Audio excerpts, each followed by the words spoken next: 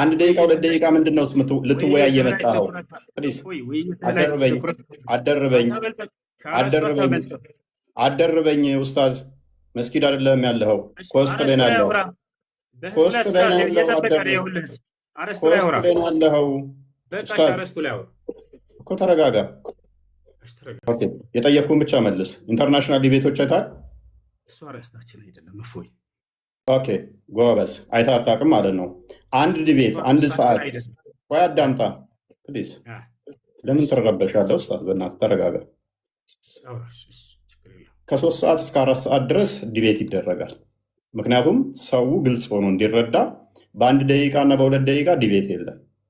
እሱ ወሬ ነው የሚሆነው። ፕሊዝ ኧረ እባክህ ተረጋጋ፣ እባክህ ተረጋጋ ኡስታዝ።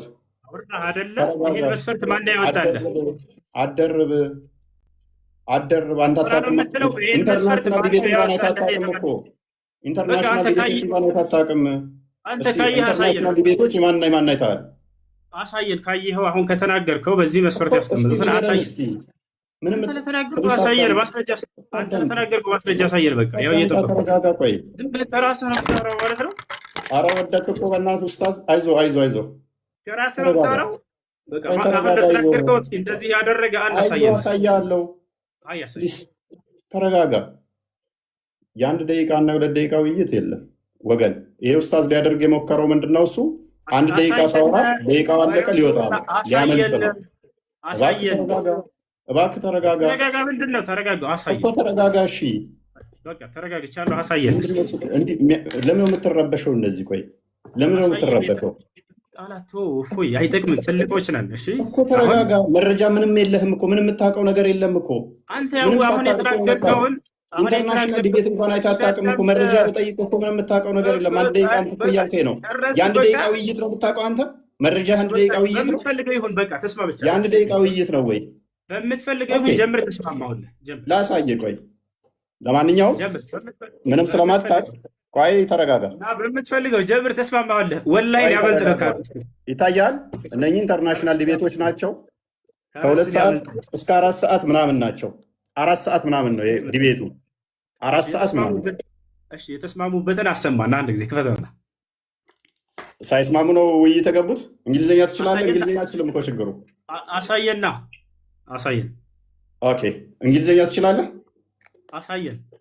ኦኬ የተስማሙበትን ነው የጠየቀን። የተስማሙበትን ማየት ፈለገ ማለት ነው ወንድማችን። ከርዕስቱ ወጣ። ወላሂ ላዚ ከርዕስቱ ምንም አልወጣውም።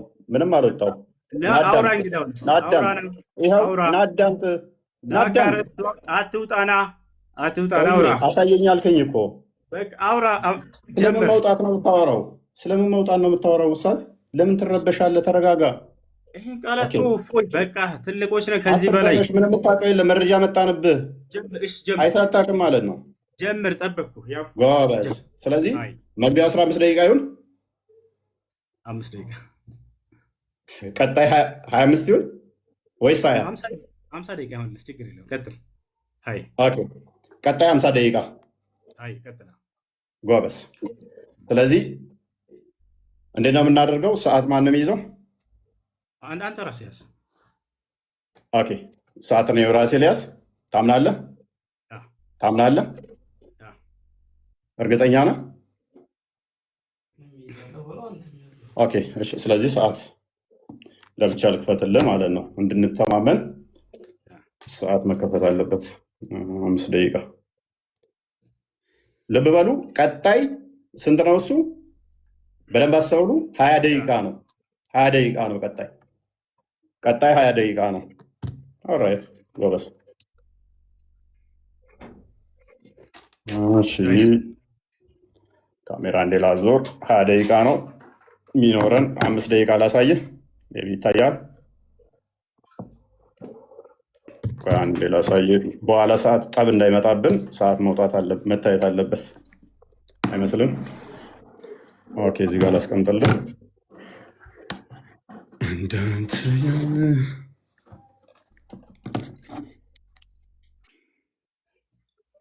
ኦኬ 5 ደቂቃ ብለህናል። በዛ ነው የተስማማ ነው። በ5 ደቂቃ ውስጥ የምንጨርሰው። ቀጣይ ግን 20 ደቂቃ ነው። ኦኬ ልጻፈው። ቅድሚያ ልጻፈው። ምክንያቱም አርጊመንት ለምንናገረው ነገር ማስረጃ እያወጣን የምናሳይ መሆን አለበት። ማታወጣ ከሆነ ችግር የለውም። ሽንፈትን ይዘው ነው የሚመጣ ማወቅ አለብን ቀድመን። አሁን መጀመር ትችላለህ። ፎሽ ፕሊስ ተረጋጋ። የመጀመሪያ ዙር ስንት? 5 ደቂቃ በማስረጃ እየሆነ ሽፎያዬ እንዲረዱ ቀጥል። ያው አስጀመርኩ። ጀምር፣ እየጠበቅኩህ ነው። እጀምራለሁ ብለሃል፣ ጀምር። ለምን የምንረብሸው ታዲያ? እኔ አልረበሽኩም። ማስረጃ ማለት መረበሽ ነው። አትረብሻ። ዝም በላ እንዴ! ዝም ትላለህ አንዴ። 5 ደቂቃ አለን። በደንብ አስተውሉ። እንጀምራለን። ምንም ምክንያት ለማሳጣት ነው። ኡስታዙን ማለት ነው።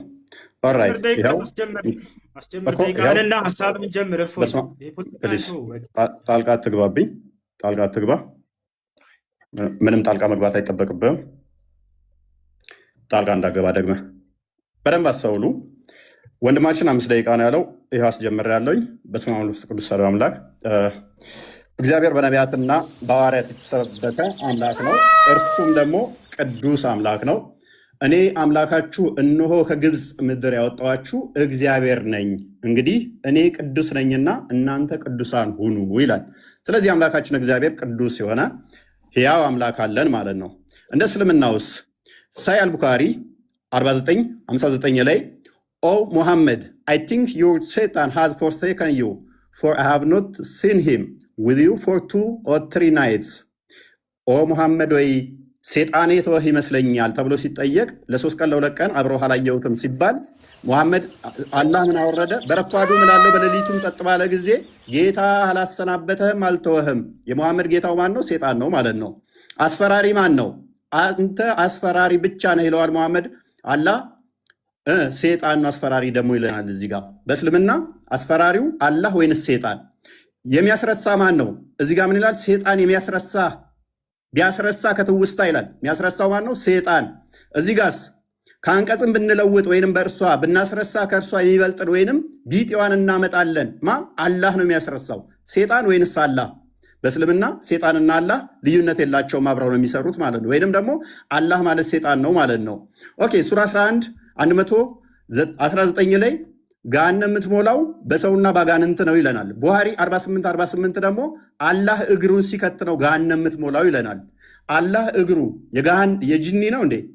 ገሃነም የምትሞላው በሰዎችና ባጋንንት ነው አለን። እዚህ ጋር ደግሞ አላህ ገሃነምን የሚሞላው በእግሩ ነው ይለናል። ስለዚህ የአላህ እግር ያጋንንት እግር ነውን? ኦኬ ከገነት ያስወጣችሁ ማን ነው? ሴጣን አስወጣችሁ ይለናል። አደምስ ሲጠየቅ አላህ በጻፈብኝ ለምን ትፈርዳላችሁ ይላል። ቡሃሪ 66:14 ላይ ማለት ነው። ኃጢአት የሚያሰራው ማን ነው? ኃጢአት ባሰሩ ከምድረ ገጽ አጠፋችኋለሁ ይላል። አላህ። ኦኬ ሱረቱ ሂጅር ላይ ሞገደኛ ሴጣን ሁሉ እነሆ የተከተለውን ሰው እርሱ ያጠማል ይላል። የሚያጠማው ማን ነው? ሴጣን። ኢብሊስ ሆይ ጌታ እኔን በማጥመምህ ይሆንብኝ ይላል። ማን ነው የሚያጠማው? አላህ። እዚህ ጋስ አላህ ያጠመመውን ሰው ልታቀኑ ታስባላችሁ፣ አላህ ያሳሳተውን ሰው ለእርሱ መንገድ ፈጽሞ አታገኙም ይላል። ማነው አሳሳች? አላህ ወይንስ ሴጣን? አላህ ይሆናል ማለት ነው። መጽሐፍ ቅዱስ ግን ምን ይላል? ግፈኛና አሳሳች የፈጣሪውንም መንገድ የሚጻረር ዲያብሎስ። ና ተመለስ፣ ኡስታዝ ተመለስ። ፊት ለፊቱን ደቂቃን እያሳየህን አንዴ አትሸፍነው። ያው ኦኬ ዲያብሎስ ነው ይለናል። አሳሳቹ አላህ እኔ ነኝ ማሳስተው ይለናል። ኦኬ አላህ በሻ ኖሮ አንድ ህዝብ አደርጋቸዋለሁ ግን አጠማለሁ ይላል፣ አሳስታለሁ ይላል። ዲያብሎስ ልጅ የጽድቅ ሁሉ ጠላት የቀናውን የጌታን መንገድ ከጠመመው አታርፍምን ይላል፣ ከማጣመም አታርፍምን ይላል እግዚአብሔር። መጽሐፍ ቅዱሱ አላህም ምን ይለዋል? አርፈ ተቀመጥ፣ አታጥም፣ ሰዎችን ገሃነም አትክተት ይለዋል ማለት ነው። ሴጣን የሚፈልገው በሰዎች መካከል ጠብና ጥላቻ መዝራት ነው ይላል። እዚህ ጋር ስንመጣ ከነዚህም እኛ ክርስቲያንን ካሉት የጠበቀ ቃል ኪዳናቸውን ያዝን፣ ስለዚህ እስከ ትንሣኤ ቀን ድረስ ከመካከላቸው ጠብና ጥላቻን ዘራን ይላል። ማን ነው ጠብና ጥላቻ የሚዘራው? ሴጣን ወይንስ አላህ? አላህ ሴጣን ነው ማለት ነው። ኦኬ በመጽሐፍ ቅዱስ ደግሞ ምሳሌ 6 ላይ ጠብና ጥላቻን የሚዘራው ሴጣን ነው ይለናል። አላህ ሴጣን ነው ማለት ነው። ማን ነው እሱ? አላህ። አድመኛው ማን ነው? አላህ ነው ይለናል ሱራ 3:54 ላይ። መጽሐፍ ቅዱስ ደግሞ አድመኛ የእግዚአብሔርን ስራ አይምን የስጋ ስራ ነው መንግስት ሰማያትም አይገባም ይላል። እግዚአብሔር የመጽሐፍ ቅዱሱ አላህን ገሃነም ነው የሚከተው፣ ገሃነም ነው የሚከተው። ፕሊዝ ለምን ኢንተራፕትም ታደርገኝ? ለምን ረብሸው? ለምን ረብሸው? ለማየት ነው። አትደብቀው። እንደሱ ከሆነ በቃ ለምን ኢንተራፕት ታደርጋለህ? አልችልም በል። ለምን ትረብሻለህ? ወላሂ ልቀም ዛሬ ለምን ረብሸው ነው ያልኩህ። አትረብሽ። አትረብሽ። መያዝ እችላለሁ ብለህ ነበር እኮ። ስለዚህ ጣልቃ አትግባ። ሜይ ቢ ጣልቃ አትግባ። ደግመህ አትገባም አይደለ ኡስታዝ? አትሸፍን። ደቂቃውን እናውራን የተባልከው ፖለቲካ ተስራ እኮ ነው ኡስታዝ፣ ፊት ለፊትህ ነው። ምክንያቱም ወላሂ አቁሞታል ደቂቃውን። አያችሁት አይደለ? ቀጥል፣ ችግር አትረብሽ። እያንዳንዱ የተናገርከውን አሁን ስለሚይዝህ አትረብሽ። እና ታዲያ አንተ ስታወራ ደቂቃው ይቀጥል። ከአሁን በኋላ ካወራ እንደውም እየሰራውኝ እመልሰዋለሁ ወደ 5 ደቂቃ ሰተኸኝ ኢንተራፕት እያደረግከኝ ምን አይነት ኡስታዝ ነህ ግን አንተ? አያችሁት? ይሄን ለማውራት ነው። ቀጥል። ዝም አልኩልህ እኮ እፎይ፣ ቀጥል፣ ሂድ። ጎበዝ። ተሳስተህ ጣልቃ እንዳገባ አሁን ሚዩት አድርግ። ስለዚህ ጣልቃ እንዳገባ ማለት ነው። ዝም ብለህ አዳምጥ። ኦኬ። አላህ ምን ይላል? እኛ ወይንም እናንተ በትክክለኛው መንገድ ላይ ወይንም በግልጽ መሳሳት ውስጥ ነን ይላል። አላህና ሙሐመድ በትክክለኛ መንገድ ላይ የሆኑ በተሳሳተ መንገድ ላይ እንኳን አያውቅም። አላህ ማለት ነው። መጽሐፍ ቅዱስ ግን ምን ይላል? ኢየሱስ አለ እኔ መንገድና እውነት ሕይወትም ነኝ አለ። እርግጡን እንደዚህ ስትይዙ እንዲህ ትታመናላችሁ። እስልምናው ላይ ግን እርግጠኝነት የለም። እርግጠኝነት ስለሌለ በምን ውስጥ እንዳላችሁ እንኳን ሳታውቁ ሙሐመድን እየተከተላችሁ ትኖራላችሁ ማለት ነው። እንደ እስልምና አስተምሮ በደንብ አስተውሉ። እንደ እስልምና አስተምሮ ሴጣን እንደዚህ የሚጫወትባቸው ወይንም ደግሞ አላህ ምን እንደሆነ ማይታወቅ ነው። አላህ ቀዝቃዛ እጅ አለው። ያ ቀዝቃዛ እጅ ደግሞ ሉክ ፕሮፌት ሴድ ማይ ሎርድ እመልሰዋለሁ። ምክንያቱም ነግሬሃለሁ። እመልሰዋለሁ። ምንም አልተበላሁም።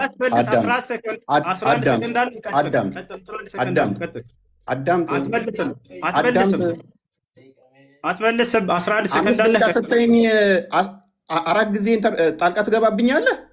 ይኸውልህ ደቂቃውን ስለሸፈንክ ብቻ ነው ያንን ለማየት ብቻ ነው የጠየቅንህ። ሌላ ወሬ አታውራ። 11 ሰከንድ አለ። ጨርሰው ሂድ። እዛለሁ ብለህ ነበር እኮ ኡስታዝ። እኔም እዛለሁ ብለህ ነበር። 11 ሰከንድ አለ።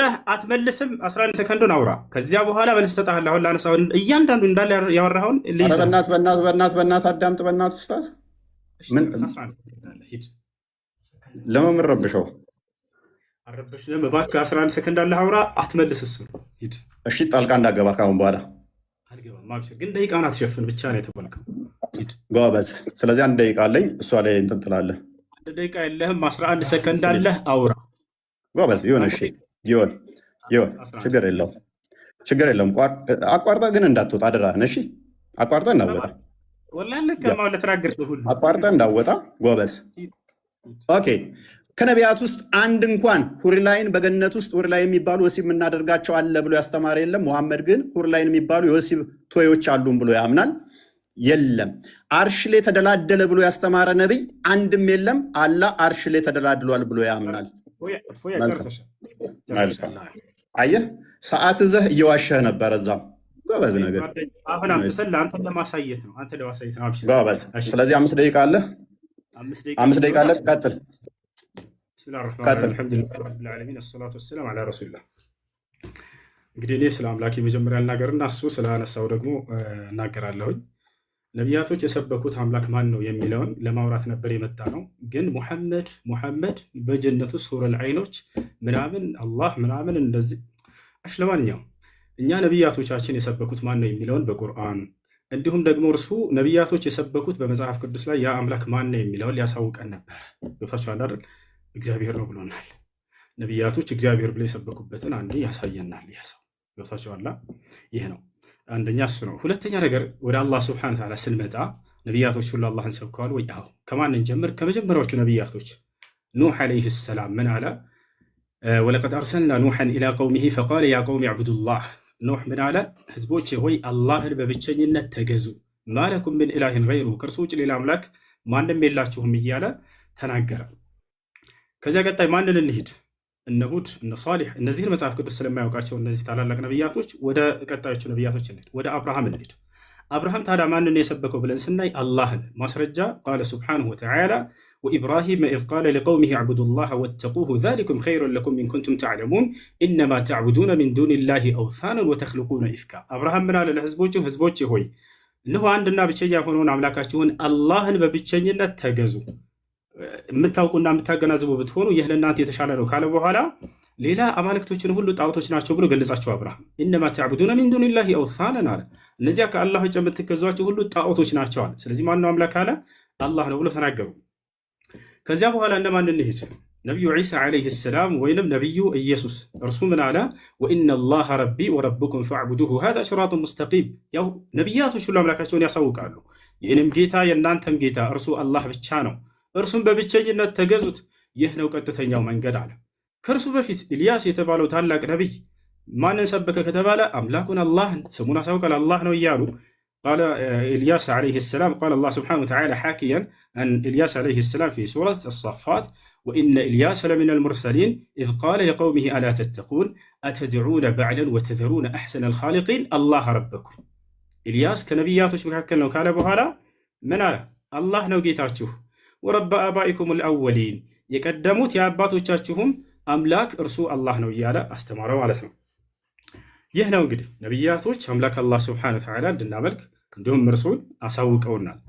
ይህ ሰው ግን እግዚአብሔር ብሎናል። ነቢያቶች እግዚአብሔር ብለው ያስተማሩበት ቦታ እንዳው ካለ ከመጽሐፉ ላይ ያሳየናል። ልክ እኔ ከመጽሐፌ ላይ አላህ ብለው እንዳስተማሩ በመጽሐፉ ላይ እግዚአብሔር ብለው ያስተማሩበትን እነዚህ ነቢያቶች ያሳየናል ማለት ነው። ገብቷችኋል? ይህ ነው።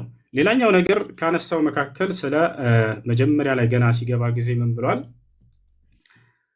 እዚህ ጋር ነበረ የሙሐመድ ጌታ ሰይጣን ነው ማለት ነው ብሏል። የሆነን ሀሳብ አንስቶ ያም ምንድን ላይ ነው የሚገኘው? ነቢያችን ሰለላሁ ዐለይሂ ወሰለም መጀመሪያ አስተምሮታቸውን ጀምሮ አካባቢ ላይ ሰይጣንህ ትቶሃል ብለው በተናገሩ ጊዜ የመካ ከሃዲያኖች ያንን አስመልክቶ የእሱ የራሱን ሀሳብ ምን አለ? ስለዚህ የሙሐመድ ጌታ ሰይጣን ነው ማለት ነው አለ።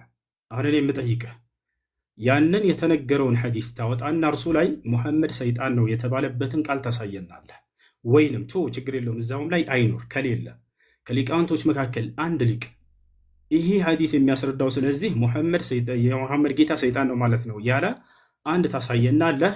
ልክ አንተ እንደተናገርከው ማለት ነው። ዛሬ በቁርአንና በሐዲስ ላይ ከራስህ እየተፈለሰፈ እየፈጠርክ እንደምትናገር በደንብ አድርጎ ይጋለጣል። አያችሁ፣ ይህን አንዲት ከሊቆች መካከል አንድ ሊቃውንት ይሄንን የሙሐመድ ጌታ ሰይጣን ነው ማለት ነው የሚል ግንዛቤ ያመጣ አንድም የለም። ይሄንን ልታመጣ እፈልጋለሁ፣ እጠብቅሃለሁ አሁን እንድታመጣ። ያን ማስረጃ ስታመጣ ጊዜ ወደ ቀጣዩ ትሄዳለህ። ሌላው ነገር እንዲህ ከራስህ እንትን ባትል መልካም ነው። አላህ ሰይጣን ነው ምናምን የሚል ቃል ከሊቃውንቶች እንዲህ ብለዋል ብለህ ከዚህ በኋላ አስከትል። ከራስህ አትናገር። ሽፎይ ያለውን ነገር ቁርአንና ሐዲስ ላይ ተናገር፣ ችግር የለውም። ያ ነው እና አላህ ስለዚህ የሙሐመድ ጌታ ሰይጣን ነው ማለት ነው ያሉበትን አሁን ቶሎ እንድታሳየኝ እፈልጋለሁኝ። የመጀመሪያውን ያወጣው ሐዲስ ላይ አስመልክቶ ከሊቃውንቶች መካከል አንድ ሊቅ እንደዚያ ብሎ የፈሰረ ወይንም የተረጎመ ሰብቻለሁ። ትችላለህ። ቀጥል። እፎይ። እናመሰግናለን። 15 ሰከንድ ነበረ። ኡስታዝ አልጨረስክም ነበር። መጠቀም አልፈለግም። ትለቅ እሷ ቱ ቢ ፌር ዜሮ። ኦኬ። ስለዚህ 20 ደቂቃ አለን አሁን። ይታያል ኡስታዝ? ከማስረጃ ጀምርልህ የጠየቅኩህን እንትን እያልክ በዚያው ሚዩት አድርግ። በቃ 20 ደቂቃ አለን አሁን። ሚዩት ላድርግልህ ነው። ሚዩት አድርግና አዳምጥ። ሚዩት አድርግና አዳምጥ። ገና እሱ ጥያቄና መልስ ላይ እናወራለን። ሪባ ትላለህ ገና ሪባ ትላለህ። ሚዩት አድርግ። አዳምጥ እንጂ ረጋ በል። ከዚህ በኋላ ላድርግ። ይኸውልህ እፎይ፣ እኔ በማስረጃ አዳምጥ፣ ረጋ በል እንጂ እኔ ብልቅ በማስረጃ እያነሳ እንደምናገረው ውይይቱ ትምህርት እንዲሆን ለሌሎቹም ማለት ነው። አንተ ይሄንን ትርጓሜ ስትናገር ጊዜ ስለዚህ አላህ የሙሐመድ ጌታ ሰይጣን ነው ማለት ነው ስትል ከሊቃውንቶች ቢያንስ ከሊቆቻቸው መካከል አንድ ሊቅ እንዲህ ብሏል ብለህ አስከትል። እፎይ እንደሱ አድርግና ሌሎችም እንዲማሩበት ዘንድ ማለት ነው። እንዳው ከሱ ብትጀምር እንዳውም በጣም ደስ ይለኛል። ከሊቆች መካከል አንድ ቤት ታደርጋለህ በእኔ ደቂቃ በማስረጃ ውራሽ ጎበዝ። ስለዚህ ገና አሁን 20 ደቂቃ አለን። ከዛ ሪባትል አለን። ከዛ ክሮስ ኤግዛሚኔሽን አለን። ስለዚህ ክሮስ ኤግዛሚኔሽን ላይ መረጃ ትጠይቀናለህ። እኛ ከኪሳችን አላወራንም፣ እያሳየን ነው። ሰው የሚያየውን አይክድም፣ አይኑን አይክድም አይደል ኡስታዝ? አስጀምረው እና አሁን ስታወራ በማስረጃ አድርጋቸው። እፎይ ሌላው እንዲማርበት ማስረጃ የሚለው ኡስታዙ ምንድነው እሱ እያሳየኋቸው ሳይሆን እንዲሁ አውራ ያለ ሳከፍት እያለ ነው ይመስለኛል። ሚዩት አድርገው፣ በቃ ሚዩት አድርገው። በዚያ ላይ አንድ አዳምጠ ስታሳይ ነበረ። ይሄንን እያየሁልህ ነው ጎበዝ። ግን ያንተ ሀሳብ እዛ ላይ የለም፣ ውሸት ነው እያልኩህ ነው። ያንን ወንድ ከሆንክ አሳየኝ አሁን ከፍተህ ይሄ ቁርአን አንቀጽ ይሄ ሐዲስ ላይ ስለዚህ ሊቃውንቶች የሙሐመድ ጌታ ሰይጣን ነው ማለት ነው ብለዋል ያሉበትን አሳይ ካላሉ ውሸታም ነህ። ያ ውሸታም ነህ እያልኩኝ ነው። ደፍረህ አንተ አሳይ። ወንድ ልጅ ከሆንክ የለም ያልከው ወላሂ ላዚም የለም እኮ አዳምጣሻው እኮ ታዳምጣለህ። ወንድ ልጅ ነህ አንተ አሳየንና ጀምር። አንተ እውነተኛ እንደሆንክ ዛሬ ያውቀዋል። ካልሆነ ውሸታም ነህ። ኧረ በእናትህ ሚዩት አድርግ፣ አትረብሽ ኡስታዝ። ያረበሽኩ ማስረጃ ብቻ ነው የጠየቅኩህ። ወይኔ ሰዓት እኮ ነው ገና እኮ ነው። ሰዓትህ ላይ ተጠቀምና አሳይ። ውሸታም ነህ እየተባልክ ነው አንተ። እውነት ነው የማወራው፣ እውነት ነው የማወራው። ማንም አላለህም እኮ። ሚዩት አድርግ። ሪባትል ገና አለን እኮ ኡስታዝ። ሚዩት አድርግ። ኦኬ ላስጀምረው። አስጀምር በቃ ዝም ብሎ ያወራ ያለ ደቂቃ አለኝ። ኧረ በእናትህ ሚዩት አድርግ ኡስታዝ፣ እባክህ። እሺ ቀጥልሽ ይርከትል ጎበስ 20 ደቂቃ አለኝ። ኦኬ እናመሰግናለን። እንግዲህ እንደተመለከታችሁት ማስረጃ የሚለው እንዲሁ በአፍ ማውራት መስሎት ይመስለኛል። ይሄ የምታየው እንደዚህ ማስረጃ ተከፍቶ ነው እየተወራ ያለው። ሱራ 582 ላይ ለምሳሌ እኛ ክርስቲያኖች ለእናንተ ቅርባችሁ ከአይሁዶች ይልቅ እንደሆን ቁርአን ይናገራል። ከምንም በላይ ግን ነቢይህ ለአንተ በጣም ምርጡ ስኮላርህ ነው። ሌላ ሰው አልጠቅስብህም ኡስታዝ። ነቢይህ ምርጡ ስኮላርህ ስለሆነ ሳሂህ ቡኻሪ ይኸውልህ ይታያል 4485 ላይ on that Allah's messenger said don't believe the people of the scripture or disbelieve them የመጽሐፉ ሰዎችን እንዳታምኗቸውም ነገር ግን እንዳክዷቸውም ብሏል። ስለዚህ እኛን ምንሰጥህን አለማመን ወይንም ደግሞ የመካድ ሞራሉ ብዙም የለህም። ምክንያቱም እንድትጠይቀንም ስለታዘዝክ ማለት ነው። እንድትጠይቀን ጭምር እኛን ስለታዘዝክ አንተ ብቻ ሳይሆን ነቢይህም እኛን የመጠየቅ ስለታዘዘ መማር አለባችሁ።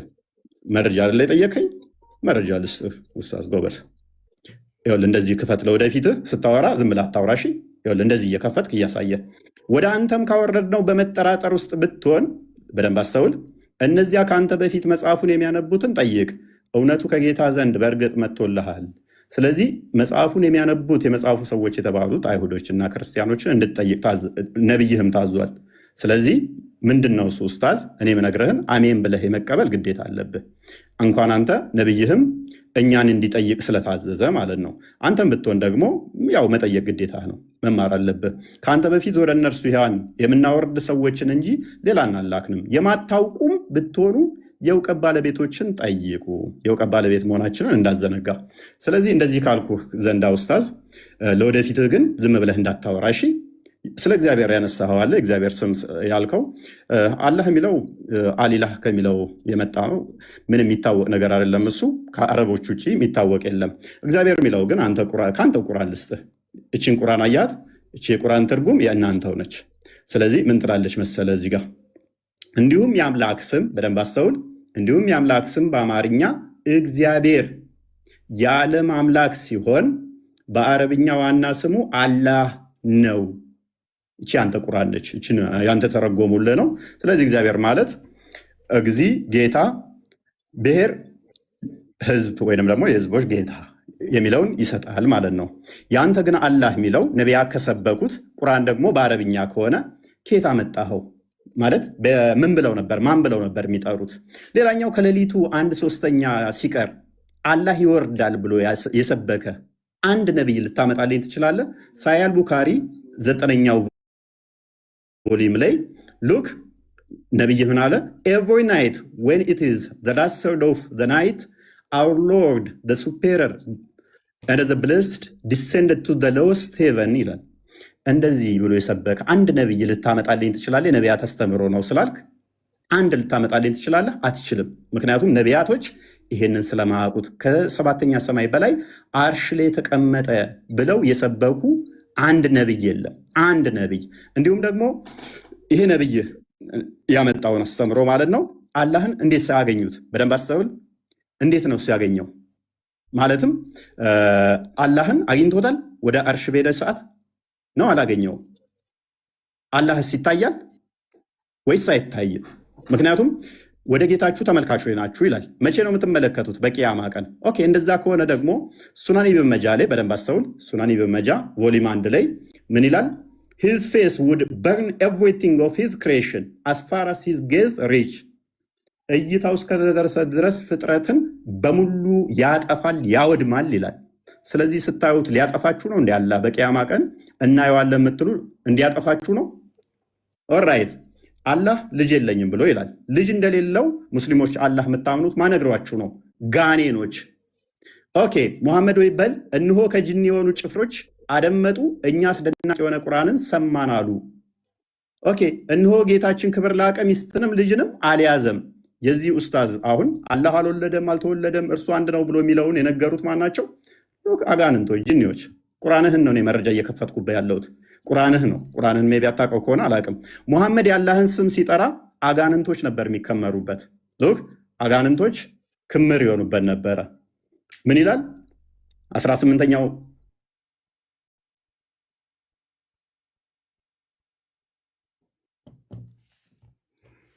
ተቆርጠሃል እፎይ ተቆርጠሃል። ኦኬ አይዞህ እንትን ነው በደንብ እንዲጠራልህ ነው። ሉክ ሱራ 72 ላይ የጋኔኖች ምዕራፍ ይባላል። በጋኔኖች ምዕራፍ ላይ ቁጥር 18 ላይ እነሆ ሙሐመድ በደንብ አስተውል፣ የአላህን ስም ሲጠራ ሉክ እነሆ የአላህ ባሪያ ሙሐመድ አላህን የሚጠራው ሆኖ በተነሳ ጊዜ ጋኔኖች በእርሱ ላይ ድረብረብ ሊሆኑ ቀረቡ። አጋንንት ነበር የሚከመሩበት ሙሐመድ የአላህን ስም ሲጠራ ማለት ነው። ይኸው ቁርአንን እኔ አይደለሁም ያልኩት፣ ቁርአንን ያለው አላህ ሰውን ከገማ ጭቃ ነው የሰራው። በምን በእጁ ወስዶ አላህ እጁን ታጥቦታል። ሱናን አቢ ዳውድ 46:95 ላይ ታጥቧል አልታጠበም? ይኸው በሁለት እጆቼ ለፈጠርኩት ከመስገድ ምን ከለከለ ይላል። እጁን ሳይታጠብ ነው ያለው ወይንስ ታጥቧል? አላህ ጭንቅላት ይኖረው አይኖረው አይታወቅም። የትኛው ነብይ ነው አምላኩ በጭቃ አብኩቶ ሰራኝ ጭንቅላት ይኖረው አይኖረው ግን አላቅም ያለ ነብይ አለ? እጠይቅሃለሁ፣ አትሳቅና ተመለስ። ኡስታዝ ፍለፊቱን ያ ጎበዝ ሉክ እንደሱ ጎበዝ እንደሱ ስትሆን ያምርብሃል። አላህ 5 ጣቶች አሉት። እነኚህ ፓርቶች በፓርቶች የተገነባ ከሆነ እሱ ፍጡር ነው። 5 ጣቶች ስላሉ ያው 1 2 ብላችሁ መቁጠር ትችላላችሁ። ሳይ ሙስሊም 27:86 ኤል ታገኙታላችሁ። አላህ 5 ጣቶች አሉት። ይሄ 5 ጣቶች እጆች ያሉት ጠፍር አለው የለውም? ወንድማችን ኡስታዝ አለው የለውም? ጣቶቹስ ክፍል ናቸው ወይንስ ወጥ አንድ ናቸው? ክፍል ካላቸው ክፍሉ መሃሉ ቀዳዳው ፍጡር ነው ፈጣሪ ነው? በፓርቶች የተገነባ ከሆነ እሱ ፍጡር ነው፣ የፍጡር ባህሪ ስለሆነ ማለት ነው። ስለዚህ አላህ በምንም ተአምር ፈጣሪ ሊሆን አይችልም፣ ምክንያቱም የፍጡር ባህሪን ፖሰስ ስላደረገ። ሱራ 2:223 ላይ ሴቶቻችሁ ለእናንተ እርሻ ናቸውና በፈለጋችሁት ሁኔታ ድረሱ ይላል። ይሄ ቁርአን ክፍል ነው። አላህ ይህንን የቁርአን ክፍል ይቀረዋል አይደለ ወይንስ አይቀራውም? ማለቴ ቁርአን የአላህ ቃል ነው፣ ዘላለማዊ ቃሉ ነው፣ ፍጡር አይደለም ብላችሁ የምታምኑ ከሆነ ፍጥረት ከመፈጠሩ በፊት አላህ የአላህ ባህሪ ከሆነ ቁርአን ወይንም ደግሞ ፍጡር ካልሆነ ቁርአን ቃሉ እነሆ ሴቶቻችሁ ለእናንተ እርሻ ናቸውና በፈለጋችሁት ሁኔታ ድረሱ የሚለውን ይቀራል ወይንስ አይቀራም? የሚቀራ ከሆነ ፍጥረትን ሳይፈጥር አላህ ሴቶቻችሁ ለእናንተ እርሻ ናቸው ሲል ብቻውን ነው የሚለው። ምክንያቱም በድምፅ እንደሚናገር ስለምታምኑ እንደዛ መረጃው ስላለ። ኦኬ አላህ በምኑ ነው የሚስቀው? እንደሚስቅ ሐዲስ ላይ ስላለ ይኸው ሳያል ቡካሪ ቮሊም 8 ላይ ኡስታዝ እንደዚህ ክፈትሽ መረጃ በኋላ በደንብ እንደዚህ ኦኬ፣ በደንብ እንደዚህ በመክፈት እንድለምድ ማለት ነው።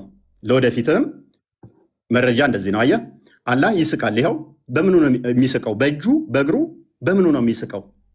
ኦልራይት አላህና ደጃል በምንድን ነው የሚለያዩት? አላህ ከደጃል በምን ይለያያል? ኦኬ እንደዚህ ይላል እዚህ ጋር ይኸው መረጃው። ኡስታዝ መረጃ ስጠይቅ ለወደፊትህ እያያስክ ሳያል ቡካሪ ቮሊም 4 ላይ ነው መክፈትን ልመድ ራስህ። The prophet mentioned Al-Masih al-Dajjal in front of the people saying Allah is not one-eyed while Al-Masih al-Dajjal is blind in the right eye. Look Al-Masih Dajjal ወይንም ደግሞ የኢሳ ተቃራኒ ወይንም ደግሞ የኢሳ ባላንጣ የሆነው አልመሲህ ደጃል አንድ አይና ነው፣ አላህ ግን አንድ አይና አይደለም ይላል። አላህ ከደጃል ጋር ለምንድን ነው እሱ በአይን እንዲለይ ያደረገው? ማለት መሐመድ ሌላ መንገድ አጥቶ ነው? ጌታችሁ አንድ አይና አይደለም፣ ደጃል ግን አንድ አይና ነው ብሎ ለምን ኮምፔር ላደርጋቸው ፈለገ? አላህ እንደሚሮጥ ቡሃሪ ላይ ተመዝግቧል። ቡሃሪ 74:05 ላይ The prophet said, Allah says, I'm just as my slave thinks I am. If he comes to me walking, I go to him running. ቀጥታ እንደምትቀበሉ እናንተ ዋብያ እንደመሆንህ መጠን ሜይ ቢ አላቅም ካልሆንክም ኤክስኪውዝ አደርጋለሁ። እንዴት ነው እሱ የሚሮጠው? በእጁ ነው የሚሮጠው? በጭንቅላቱ ነው የሚሮጠው? በምኑ ነው የሚሮጠው? መሮጥስ ማለት ምን ማለት ነው? የሚያስረሳ ማን ነው? ሴጣን ቢያስረሳ ከትውስታ በኋላ ከበደለኞች ህዝቦች ጋር አትቀመጥ ይላል። እዚህ ጋር ደግሞ ስንመጣ አንቀጽ ቦታ ብናስረሳ የሚበልጥ ነው ወይንም ቢጤዋን እናመጣለን ይላል። ቅድም ሴጣን ምናምን ብለሃል። ይኸው ቁርአንህ ላይ እኮ ነው ያለው፣ ቁርአንህ ነው ያለው። ገሃነም በምንድን ነው የምሞላው? ገሃነም ሰውና ፍጥረታት ይጥላል ወደ እንትን ውስጥ the people will be thrown into the hellfire and it will say are there any more to come? ሰዎች ወደ ገሃነም ውስጥ ይወረወራሉ። ምን ብላ ትጠይቃለች? የቀራለ እያለ ትጠይቃለች። till Allah puts his foot over it አላህ እግሩን እስኪጨምርባት ድረስ። የአላህ እግር ገሃነምን የሚሞላ ከሆነ ፕሌስና ስፔስ ኦኮፓይ የሚያደርግ ፊል ማድረግ የሚችል ከሆነ እሱ ፍጡር ነው ማለት ነው። ቦታና ስፔስ ይፈልጋልና ቦታ የሚይዝ ነገር ሁሉ የሆነ ቦታ ላይ ገብቶ የሚሞላ ከሆነ እሱ ፍጡር ነው እንጂ ፈጣሪ አይደለም። ፍጡር እንጂ ይሄ የምታመልከው ፈጣሪ አይደለም ማለት ነው። የትኛው ነብይ ነው ገሃነም ፈጣሪያችን እግሩን ሲጨምርባት ከዛ በኋላ በቃ በቃ ትላለች ብሎ ያስተማረ አንድ ነብይ ታመጣለህ? በእስራኤሎች ልጆች ላይ በያዕቆብ ላይ አስማት የለም፣ በእስራኤል ላይ ሟርት የለም።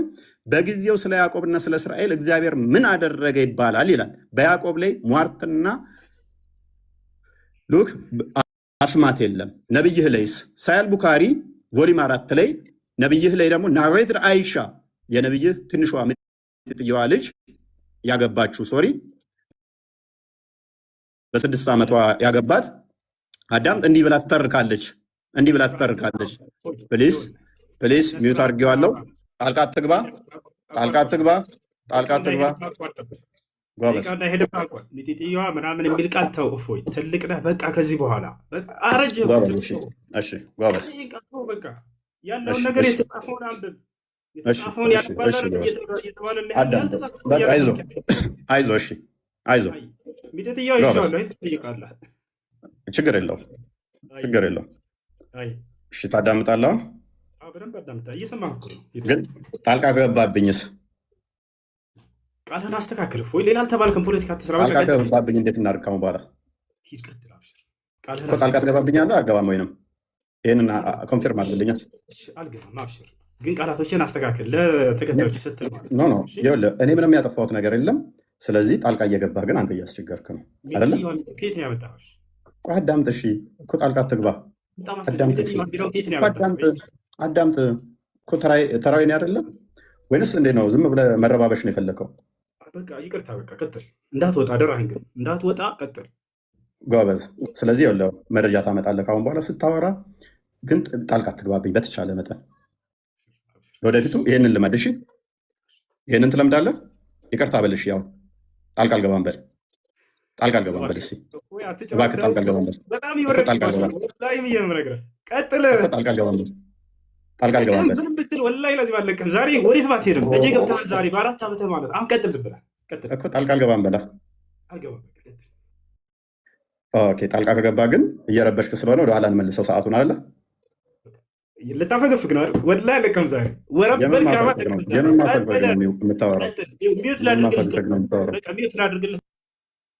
ሚዩት አድርገሽ ጎበዝ። ስለዚህ ታሁን በኋላ ጣልቃ አይገባም ወንድማችን ብዬ አስባለሁኝ። ምንም እንትን ያልነው ነገር የለም። ኤኒዌይስ እያየህ ሆኗል። ደቂቃውን አስጀምርልሃለሁ። ኦኬ አይሻ እንደተረከችው እንግዲህ በመጽሐፍ ቅዱስ ላይ አስማትና ድግምት አይሰራባቸውም። አይሻ እንደተረከችው ደግሞ ማጂክ ወዝ ወርክድ ኦን አላስ ፕሮፌት ሶ ዳት ሂ ቢጋን ቱ ፋንሲ ዛት ሂ ወዝ ዱይንግ ቲንግ ዊች ሂ ወዝ ኖት አክቹዋሊ ዱይንግ። ሉክ ድግምት ተሰርቶበት ያላደረገውን ያደረገ ይመስለው ነበረ ትላለች ማ አይሻ። ሌሎች መዛግብት ላይ ደግሞ የተገናኘ ከሚስቶቹ ጋር ይመስለው ነበር ብላ ትላለች ማለት ነው። ስለዚህ ወንድማችን እንዴት ነው እሱ የትኛው ነብይ ነው ማለት አላህ ይወጣል ይወርዳል ብሎ የሰበከ አንድ ነብይ ልታመጣለን ትችላለህ? ከሌሊቱ 1/3 ሲቀር አላህ ይወርዳል ሲል በምኑ ነው የሚወርደው? በምኑ ነው የሚወርደው? የአረፋት ቀን የአረፋት ቀን ይወርዳል ይለናል። እንዴት ነው የሚወርደው? መውረድ ማለት ምን ማለት ነው? ፖዚሽን ይቀይራል ማለት ነው። ዳይሬክሽን ይቀይራል ማለት ነው። ይሄ ደግሞ የፍጡራን ባህሪ እንጂ የፈጣሪ ባህሪ አይደለም። ታውቀዋለህ ሜይ ቢ ተተማርክ። እንዴት ነው እሱ? በምኑ ነው የሚወርደው? በምኑ ነው የሚንቀሳቀሰው? በምኑ ነው የሚወርደው? በምኑ ነው የሚሄደውስ? ማለት መረጃ ታመጣልኛለህ ቀጣይ። ሌላኛው ዋናው አላህ አባት አይደለም ብላችሁ ታምናላችሁ። አላህ አባት ያልሆነው ለምንድን ነው? አባት ተብሎ ማይጠራበት ምክንያት ምንድን ነው? እሱ አላህ ልጅ የሌለው ለምንድን ነው? እሱ ነቢያቶች የሰበኩት ፈጣሪ አባት ተብሎ ይጠራል፣ አላህ ተብሎ ይጠራል? ኖ ቁርአን ራሱ የተጻፈው ይህንን ለመቃወም ስለሆነ ሱራ 18:4 ላይ እነዚያን አላህ ልጅን ይዟል ያሉትን ሊያስፈራራ ወረደ ይላል። ለማስፈራራት ነው የወረደው። የሚያስፈራራው ቅድም ነው እዛ ጋር ማን ነው ብሎናል? ሰይጣን ነው ብሎናል። ሊያስፈራራ ወረደ ይለናል። ማስፈራራ ለምን አስፈለገው? ለምን ነው የሚያስፈራራን? ነቢያት የሰበኩትን ለምን ነው የማትቀበሉት? ነቢያቶች እንደሰበኩ ታምናለህ? ለምሳሌ ሙሴ እንደዚህ ብሎ ያምናል። አንተ ታምናለህ? እናንተ አምላካችሁ እግዚአብሔር ልጆች ናችሁ ይላል። የአምላካችሁ የእግዚአብሔር ልጆች ናችሁ ታምናለህ እንደዛ ብለህ? ወይንስ ልክ አጋንንቶቹ እንደተናገሩት አላህ ልጅ የለውም ስላሉ አንተም ልጅ የለውም ትላለህ? መጽሐፍ ቅዱስ ራሱ የተጻፈው ኢየሱስ ሎክ በዚህ መጽሐፍ ያልተጻፈ ሌላ ብዙ ምልክቶች ያደረጋቸው አሉ። ነገር ግን ኢየሱስ እርሱ የክርስቶስ የእግዚአብሔር ልጅ እንደሆነ ታምኑ ዘንድ አምናችሁም በስሙ ሕይወት ይሆንላችሁ ዘንድ ይህ ተጽፏል። የማን ልጅ እንደሆነ? የእግዚአብሔር ልጅ እንደሆነ። ቁርአንስ የተጻፈው ለመቃወም፣ ይሄንን ተቃውሞ ደግሞ የሰይጣን ነው። ለምንድን ነው ለመቃወም የመጣው? አላህ ማለት የሰይጣን ከሆነ ለመቃወም ለምን መጣ? ለምንድን ነው እሱ ይሄንን የተቃውሞ እምነት የመሰረታችሁት? አላህ ምንም ልጅ ያሌለበት ምክንያት ምንድን ነው እሱ? ኦኬ ምናልባት ይሄንኛው ይሆን ቁርአናችሁ ስለሚናገር ማለት ነው። በዚህኛው ምክንያት ነው ብለህ ታምናለህ ኡስታዝ? ልጅ የሌለው ቁርአኑ እንደዚህ ስለሚል ልጅ የሌለው ምክንያቱ ምንድን ነው እሱ? አላህ ለምንድን ነው ልጅ የሌለው? አባቴ የማይባልበት ምክንያት ለምንድን ነው እሱ? አይ ቲንክ በዚህ ይመስለኛል። እርሱ ሰማያትና ምድርን ያለ ቢጤ ፈጣሪ ነው ይላል። በደንብ አስተውል። ቁርአን ነው የሚለው ለእርሱ ሚስት የሌለችው ሲሆን እንዴት ለእርሱ ልጅ ይኖረዋል? ነገርን ሁሉ ፈጣሪ ነው ፈጠረ። ልጅ የሌለው ለምንድን ነው? ሚስት ስለሌለው። ለእርሱ ሚስት የሌለችው ሲሆን፣ በደንብ አስተውል። ለእርሱ ሚስት የሌለችው ሲሆን እንዴት ለእርሱ ልጅ ይኖረዋል? ይህንን ከምን አንጻር ነው? ከአጋንንቶች ጋር ነው አሁን የሚያለው። ከአጋንንቶች ጋር ለምንድን ነው አላህ እንደዚህ የተያዘው? ምክንያት ይኖረው ይሆን? ትመልስልን ይሆን ኡስታዝ? በመረጃ እንደዚህ እያወጣ ትመልስልን ይሆን? የአላህ እጆች ቀዝቃዛ ናቸው። ቅዝቃዜ ደግሞ በደንብ አስተውሉ። ቅዝቃዜ ከአንዱ ወደ አንዱ ሙቀት መቀበል አለበት ማለት ነው። ቀዝቃዛ ከሆነ ይህንን ሎክ ሙሐመድ ምን ይላል? then I saw my Lord look sorry in the most high and the last of appearance so I saw him place his palm between my shoulders. I sensed the coolness of his fingertips የጣቶች መዳፎች አሉት። አላህ መዳፍ አለው፣ ጣቶች አሉት። እነኚህ ፓርቲሽን አለው ማለት ነው። እንደዚህ ፓርቲሽን አለው። እጅ እንደዚህ መዳፍ ካለው ቀኝና ግራ ካለው ይካበባል ማለት ነው። የሚያዋስነው የሚያካልለው አለ ማለት ነው። የሚያዋስነው የሚያካልለው አለ አላህን ማለት ነው።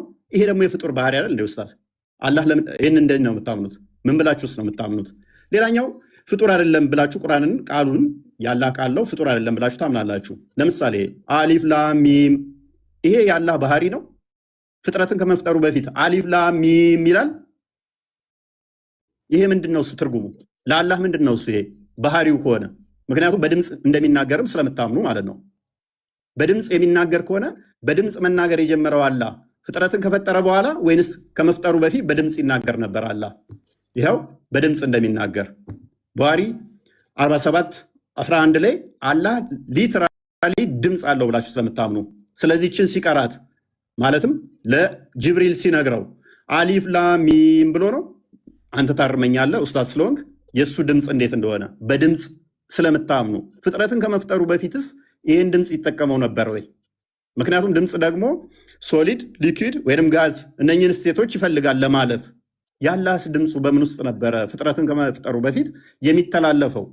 እነኚህ ደግሞ እነኝህን የሚፈልግ ድምፅ የሚፈልግ ከሆነ እሱ ፍጡር ነው ማለት ነው። አሊፍ ላም ሚም እቻውን ፍጡር ነው ፍጡር አለችም ኡስታዝ? ምን ብልሃት ነው የምታምነው? ሌላኛው ኦኬ ቁርአን ፍጡር ካልሆነ በደንብ አስተውል። ቁርአን ፍጡር ካልሆነ ኦኬ በገረጣ መልክ ይመጣል ይላል። ታምናለህ እሱን? ምክንያቱም ቁርአንን ያለው ይሄው ሱናን ሐዲስን ያለው ሱናን ኢብን ማጃ ቮሊዩም 5 ላይ ነው የሚገኘው ፔጅ 68 ላይ the Quran will come on the day of resurrection like a pale man and will say I am the one እያለ ይቀጥላል። አምላክ ቃሉ ፍጡር ካልሆነ በቂያማ ቀን ደግሞ የገረጣ ሰው ሆኖ የሚመጣ ከሆነ ስንት ፍጡር ያልሆኑ ታመልካለህ ኡስታዝ? ስንት ፍጡር ያልሆኑ ነው የምታመልከው? ሌላኛው ተውሂድን ታምናለህ አይደለ? ተውሂድ ታምናለህ ብዬ አምናለሁ። ጥገኛ ከሆናችሁ ተውሂድ የሚል ቃል ማለትም ያስተማረ ነብይ ይኖርን ማለት በሶስት ከፍሎስ ያስተማረ ይኖርን ተውሂድ የሚል ተውሂድ አልአስማኡል ሲፋት፣ ተውሂድ አልሩቢያ፣ ተውሂድ አልኡሉሂያ ብሎ ያስተማረ አንድ ታመጣልኝ ይሆን? ከነቢያት ውስጥ አንድ ማስረጃ ታመጣልኝ ይሆን? ወይንስ ተውሂድ አታምንም ማለት እኛን ስትጠይቀን ይሄ አንተ ጋር እንደሚመጣ አላወቅኸውም? ተውሂድን ታምናለህ ወይንስ አታምንም? ምታምን ከሆነ ከነቢያት አስተምሮት ውስጥ ስለ ተውሂድ አንድ የምታመጣው ነገር አለ? አምላካችን ተውሂድን ገልጾልናል ብለህ ምታምን ከሆነ ማለት ነው። ወይንስ አታምንም? ይሄንን ታምናለህ አታምንም? ኦኬ አላህ ወደ ቅርቢቱ ሰማይ የሚመጣ ከሆነ በደንብ አስተውል። ወደ ቅርቢቱ ሰማይ መምጣት ብቻ ሳይሆን በደመና እንደሚመጣ ታምናላችሁ። በደመና የሚመጣ ከሆነ መቼ? በቂያማ ቀን ከመላእክቱ ጋር በደመና ውስጥ በደመና ጥላ ውስጥ ሆኖ ይመጣል። ስለዚህ ፍጡር ውስጥ ይገባል ማለት ነው። አላህ ሁለት ቀኝ እጆች ካሉት አላህ ፊትና ኋላ ካለው ደመና ውስጥ የሚገባ ከሆነ ፍጥረት ያካብበዋል፣ ያካልለዋል፣ ያዋስነዋል ማለት ነው። እሱ የፍጡር ባህሪ ነው፣ ፈጣሪ ሳይሆን። ፍጥረት የሚያካብበው ከሆነ ፍጡር ይሆናል ማለት ነው። ይኸው አላህ እና መላእክቱ ከደመና በሆነ ጥላ ውስጥ ሊመጧችሁ እንጂ አይጠባበቁም።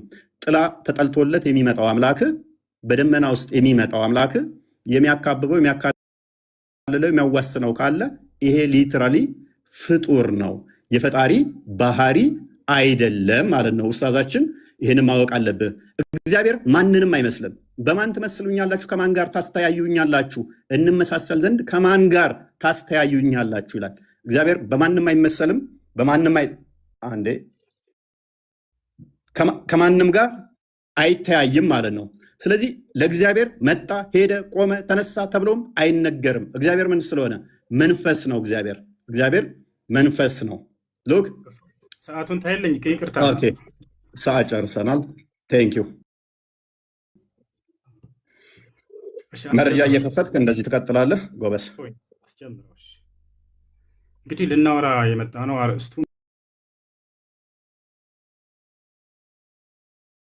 እንዳያችሁት የነቢያት አምላክ የትኛው ነው የሚል ነበር።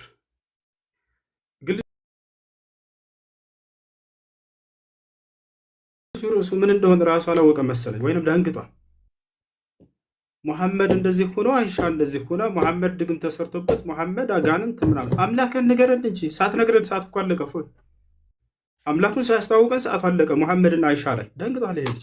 ወይንም በቃ የሚያውቀው ይሄ ልጅ ስለ አይሻና ስለ ሙሐመድ ብቻ ነው ማለት ነው። ስለ አምላኩ አይገኝ። ለማንኛውም እያነሳ ይሄ በአንተ ዘንድ እንዴት ነው እያለ የሚጠይቀው ነገር አለ። ያንን እስኪ እናንሳለን። ይወቻል ምንድን ነው አንዴ አላህ ከሙስሊሞች ከቁርአኖች ምናምን አይታወቅም የሚል ቃል መጀመሪያ ሲያነሳ ነበር። ይወታቸዋል እግዚአብሔር ከኢትዮጵያ ውጭ ይሄ ስም አይታወቅም ብትል የተሻለ ነበር። እፎይ የትኛውም ዓለም ላይ መስቀል አንጠልጥሎ እንደዚህ የዓለም ክርስቲያን ጋር ሂዳ አምላክ ማን ነው ብትላቸው ያንተን የአምላክን ስም አይነግሩም እኮ። ከኤርፖርት አያልፍም እግዚአብሔር የሚለው ስም ማለት ነው። አንተ ሌላ ዓለም ላይ ይታወቃል ካልክ ይህን በማስረጃ ታሳያለህ። አላህን ግን ሙስሊሞች ብቻ ናቸው ወይ የሚያውቁት አምላክነቱን? በቁርአን ላይ ብቻ ነው ወይ? አይደለም። በምን ይታወቃል? በራሱ መጽሐፍ ላይ የአረብ ክርስቲያኖች አሁን ብሉይ ኪዳንና አዲስ ኪዳን ለናሙናነት ያክል ሙሴና ኢየሱስ አምላካቸውን አላህ ብለው እንደሚጠሩ በአረበኛ መጽሐፍ ቅዱስ ላይ ላሳየ ነው በማስረጃ። አላህን የምናውቀው እኛ ብቻ አይደለንም። የራሱ የገዛ መጽሐፉን አያውቀውም ወይ? ላሳያችሁ። ኦሪት ዘፍጥረት ምዕራፍ 1 ቁጥር 1 ምን ይላል? የአምላክ ስም አላህ መሆኑን ሙስሊሞች ብቻ ሳንሆን የግብፅ ኦርቶዶክስ አባ ተክለ ሃይማኖት ዌብሳይት እንደውም ማመጣለህ ከዚህ ነው። አባ ተክለ ሃይማኖት ዌብሳይት አለ። ያውና እዚህ ጋር መውቂዕ አንባ ተክለ ይላል።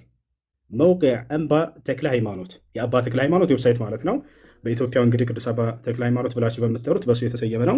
ኦሪት ዘፍጥረት ምዕራፍ 1 ቁጥር 1 አተክዊን ይላል። ስፍር ተክዊን ኦሪት ዘፍጥረት ማለት ነው። ይህን ተማር አረበኛ ማለታችን መሰለኝ። ምዕራፍ 1 ቁጥር 1 ላይ ምን ይላል? ፊልበድኢ ኸለቀ ላሁ ሰማዋት ወልአርድ። አላሁ አክበር። ምን ይላል በአረበኛው?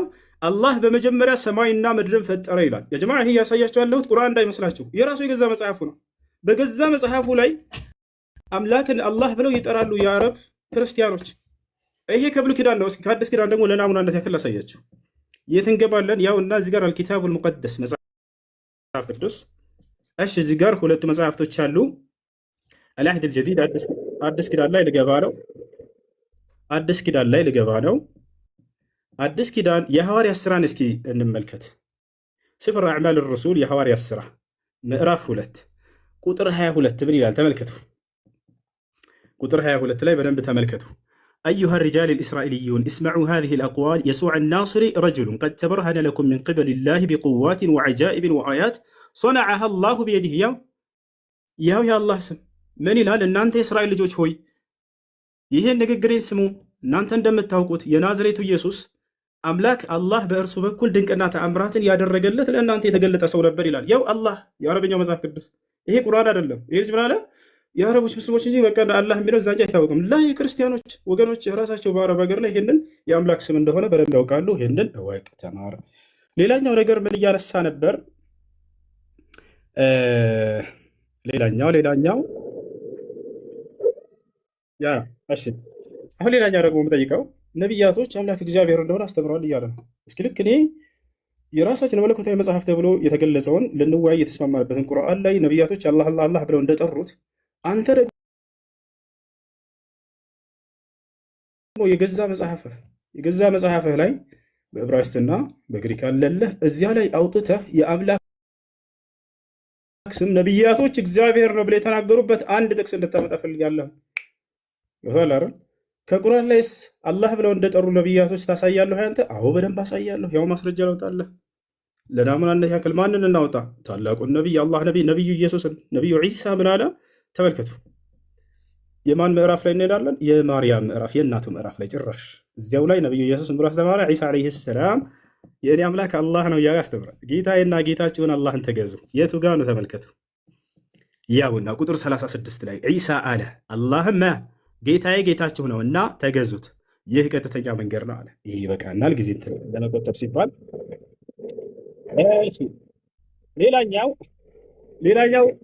ሌላኛው ምን ብሎ ነበር? አላህ ከአርሽ በላይ ነው። አላህ ከአርሽ በላይ ነው ትላላችሁ። ለመሆኑ ከነቢያቶች አምላክ ከአርሽ በላይ እንደሆነ የተነገረበት ቦታ አለ ወይ? አዎ አለ። እግዚአብሔር በዙፋኑ ላይ ቁጭ ብሏል። እግዚአብሔር በዙፋኑ ላይ ቁጭ ብሏል። ያውና ዙፋን ካላወቅ በአረበኛ አርሽ ማለት ነው። እሺ በአርሽ ላይ ስትል ነበር። አርሽ የአረበኛ ቃል ስለሆነ ነው። በአማርኛ ሲቀየር ዙፋን ነው። ያውና አምላክህ በዙፋን ላይ ደል ብሎ ተቀምጧል። መጽሐፈ ነገሥት ቀዳማዊ ምዕራፍ 22 ቁጥር 19 ሚልክያስም አለ እንግዲህ የእግዚአብሔርን ቃል ስማ፣ እግዚአብሔር በዙፋኑ ተቀምጦ ያሰላም። እግዚአብሔር በዙፋኑ ተቀምጦ ሌላን ጨምር። መጽሐፈ ዜና መዋዕል ካልዕ ምዕራፍ 18 ቁጥር 18 ሚልክያስም አለ ይቅርታ፣ እንግዲህ የእግዚአብሔርን ቃል ስሙ፣ እግዚአብሔር በዙፋኑ ተቀምጦ ያሰላም። ጨረስን ይሄን። ስለዚህ በዙፋኑ ላይ መቀመጥ የፍጡር ባህሪ ነው እያለ አላህ ፍጡር ነው። ስለዚህ አምላክህ መጀመሪያ ፍጡር መሆኑን አምነህ ነው ማለት ነው። አላህ ላይ እንደዛ እየተፈላሰፍክ ያለ። እንቀጥላለን። ሌላ ስለ አጋንንት በተመለከተ መጨረሻ ላይ በደንብ እንወያያታለን። ዛሬ አጋንንት ምን እንደሆነ በእስልምናና በክርስትና ሰፋ ያለ በእርሱ ላይ እናወራለን። እፎያ ሁላቸው የሚገነዘቡ ዘንድ እችን በደንብ አድርገህ ያዛት። ገብቶሃል አይደል? ስለ አጋንንት በደንብ አድርገን እናወራለን። ማን ነው በትክክል የገለጸው አጋንንትን? እስልምና ነው ወይንስ ክርስትና የሚለው ያዘው። እሺ አላህ ጣት አለው። ጣት ካለው ደግሞ ፍጡር ነው እያለን ነበር። ላ ያ አኺ እግዚአብሔር ጣት አለው። ያው ማስረጃ ያው ኦሪት ዘጸአት ምዕራፍ 8 ቁጥር 19 ጠንቋዮችን ፈርዖንን ይህስ የእግዚአብሔር ጣት ነው አሉት። እሺ ችግር የለውም ይሄ ጠንቋዮች ናቸው ያሉት፣ እንለፈው። ሌላ ማናለ ግን ኢየሱስ ክርስቶስ እኔ ግን በእግዚአብሔር ጣት አጋንንትን የማወጣ ከሆንኩ አለ ኢየሱስ ክርስቶስ ያሰለው። ስለዚህ እግዚአብሔር ጣት አለው። ጣት ካለው አንድ ነገር ፍጡር ነው ማለት ነው እያለ የራሱን ፍልስፍና ይሰራል። ይሄ ልጅ ብዙ ጊዜ ላይቭ ላይ ተቀምጦ ይሄን ነበር የሚያደርገው። ዛሬ ተገኘህ አልሐምዱሊላህ። የሆነ ሐዲስ ያነሳና የራሱን ፍልስፍና ይሰራል። የሆነ ቁርአን ያነሳና የራሱን ፍልስፍና ይሰራል። በዛ ከታች ያሉት ወገኖችን ያስቃል። በቃ እውነት ላይ ያሉ ያስመስላቸዋል። ገብታችኋል? ያ ነው አሁን የራስን ፍልስፍና ከዚህ ይህንን። ስለዚህ አላህ ጣት ስላለው ፍጡር ነው ያለ አንድ ሊቅ ልታመጣልህ ትችላለህ? ከሊቃውንቶቻችን ከሙፈስሮቻችን ወፍኬትም አታመጣም። ነገር ግን አንተ አምላክ ጣት አለው ብለህ ካመንክ ይሄ የፍጡር መገለጫ ነው ካልክ አምላክ ፍጡር መሆኑን አምነህ ነው ማለት ነው የመጣኸው። ያው ኢየሱስ ክርስቶስ ራሱ እግዚአብሔር ጣት እንዳለው ተናግሯል ማለት ነው። እንቀጥላለን። እሺ ምን ብሎናል? አላህ ሰማይና ምድርን ከመፍጠሩ በፊት ቁርአን ይቀራ ነበር ብሎናል። ይሄ ልጅ ይገርመኛል። ለማንኛውም ማስረጃ ስላሳየ ይሄ ضعيف ሐዲስ ነው። እሺ የነገሩህ ሰዎች ሸውደውሃል። ይሄ ضعيف ሐዲስ ነው። ላይቭ ላይ ሆነ እንደምታወራ አይደለም ዛሬ ተይዛል። ያውና አላህ ሰማይና ምድርን ከመፍጠሩ በፊት ቁርአን ይቀራ ነበር እያሉ ቢነግሯቸው ያው ሐዲሱ ማስረጃ ላሳያቸው። إن الله عز وجل قرأ طه وياسين قبل أن يخلق السماوات وقبل أن يخلق الخلق ب1000 عام فلما سمعت الملائكة القرآن قالت طوبى لأمة ينزل عليهم هذا وطوبى لأجواف تحمل هذا وطوبى لألسنة تنطق بهذا. حديث من دنو ضعيف يا إسناده ضعيف እና ውሸት የሆነ ሐዲስ ነው። ላይቭ ላይ ከፍቶ ሲያወራ የሚውለው ታዲያ እንደዛ መስሎ ዛሬ መጣ ከሙስሊሞች ፊት ያው ውሸት ተጋለጠ። ምን ሁልጊዜ ባገኘውና እንደዚህ ሁሌ በገለጥኩልህ ከዚህ በኋላ የምትገባ ይመስለኛል እንዲህ አይነት ውሸት እያዋሸ ከፊታቸው። ለማንኛውም እስኪ ወደ አማርኛ እንቀይርላቸው። አረበኛ ነው ብሎ በአረበኛ ተደብቃችሁ እንዳይል ያው እና እዚህ ጋር የሐዲሱ ሰንሰለት ደካማ ነው፣ የትረካ ሰንሰለቱ ደካማ ነው። ضعيف ሐዲስ ነው ይዘህ የምትመጣው። ከዚህ በኋላ ضعيف ሐዲስ ይዘህ እንዳትመጣ። አጣራ መጀመሪያ ጠይቅ ሙስሊሞችን፣ ይሄ ነገር እንዴት ነው ضعيف ነው ሐዲስ ነው እኔ እንዳው ሰው የሆነ መስሎኝ ነው ምናምን እያልክ ያንን እንድትል ጥሩ ነው። ፊቱን ለምን እንደደበቀ አላውቅም። ወላሂ ላዚም እኔ ፊት ለፊት እየተወያየሁት ፎያ በቀጣይ እንድትወጣልን። እሺ የፊትን ገጽታ ማየት ፈልጋለሁ። እሺ ችግር የለውም እመጣለሁ። እሺ ቅድም አንተ በራስህ ሰዓት እያሳየው ስለሆነ ነው። አይሽ ነው።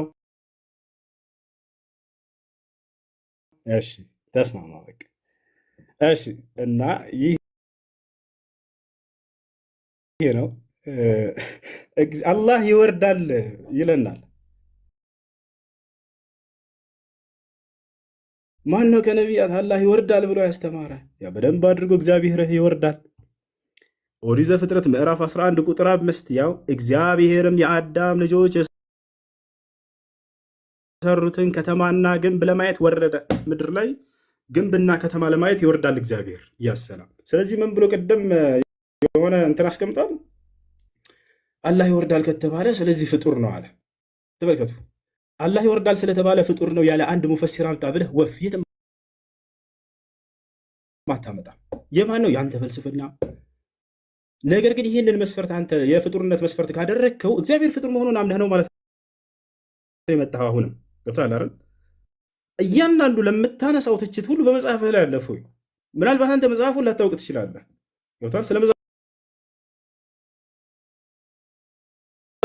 ስለ ክርስትና ብዙ የምታውቅም አይመስለኝም። እኔ አላውቅም ብቻ ገብታችኋል። ቢያውቅ ኖሮ ይሄ ልጅ ለትችት አያመጣውም ነበር። ቁርአንና ሐዲስ ላይ ያለውን ያው መጽሐፌ ላይ ያለ እኮ እንዴት ነው ሰዎች ላይ ያለውን ሂጅ ልተች የምችለው ብሎ ያውቅ እንትን ራሱን ይወቅስ ነበር። ገብታችኋል። ግን መጽሐፉን አያውቅም። ያው መጽሐፍህ ላይ አምላክ ይወርዳል እኮ ለዚያውም ግንብና ህንፃ ለማየት ምድር ላይ የተሰራ ግንብና ህንፃ ለማየት ይሄ ነው እና ከዚህ በኋላ ይህንን ባትደግሚው ሌላ ቦታ ላይ ነውር ነው። እሺ እና ይህ ነው። ሌላኛው ተውሂድን ያስተማረ ነቢይ እያለ ነበር። ተውሂድን ያስተማረ ነቢይ ተውሂድ ብሎ ማለት ኢፍራዱላሂ ብልዒባዳ አምላክን አላህን በብቸኝነት ማምለክን ያስተማረ ማለት ነው። ታዲያ ነቢያቶች ሁሉ አንዱን አምላክ በብቸኝነት አስተምሩ እያሉ በደንብ አስተምረዋል። ገብተዋል። ይሄ በመጽሐፍህም ላይ አለ። አንዱን አምላክ እንድታመልኩ በእኛም መጽሐፍ ላይ አለ። ለናሙናነት ያክል ከአንተ መጽሐፍ ከእኛም መጽሐፍ እንግለጽ። ኢየሱስ ክርስቶስ ዮሐንስ ወንጌል ምዕራፍ 17 ቁጥር 3 ላይ ምን አለ? ወሃዚሂ ሂየ ልሐያት አልአበድያ አን ያዕሪፉከ አንተ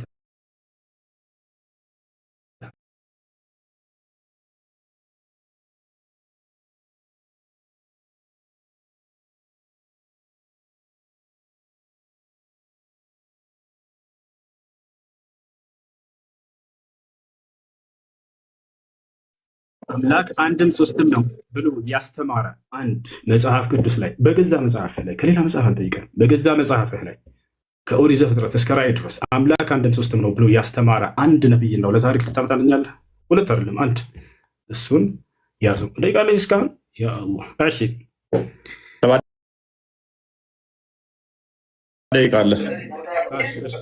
ሌላኛው ነገር ስለ አላህ አካሎች ሲናገር ነበር። ጥቅልል አድርግ እሱን ስለ አላህ አካሎች አላህ እጅ አለው፣ አላህ እግር አለው፣ አላህ ጣት አለው ምናምን እያለ ነበር። እግዚአብሔር ጣት እንዳለው አሳይቼላቸዋለሁ።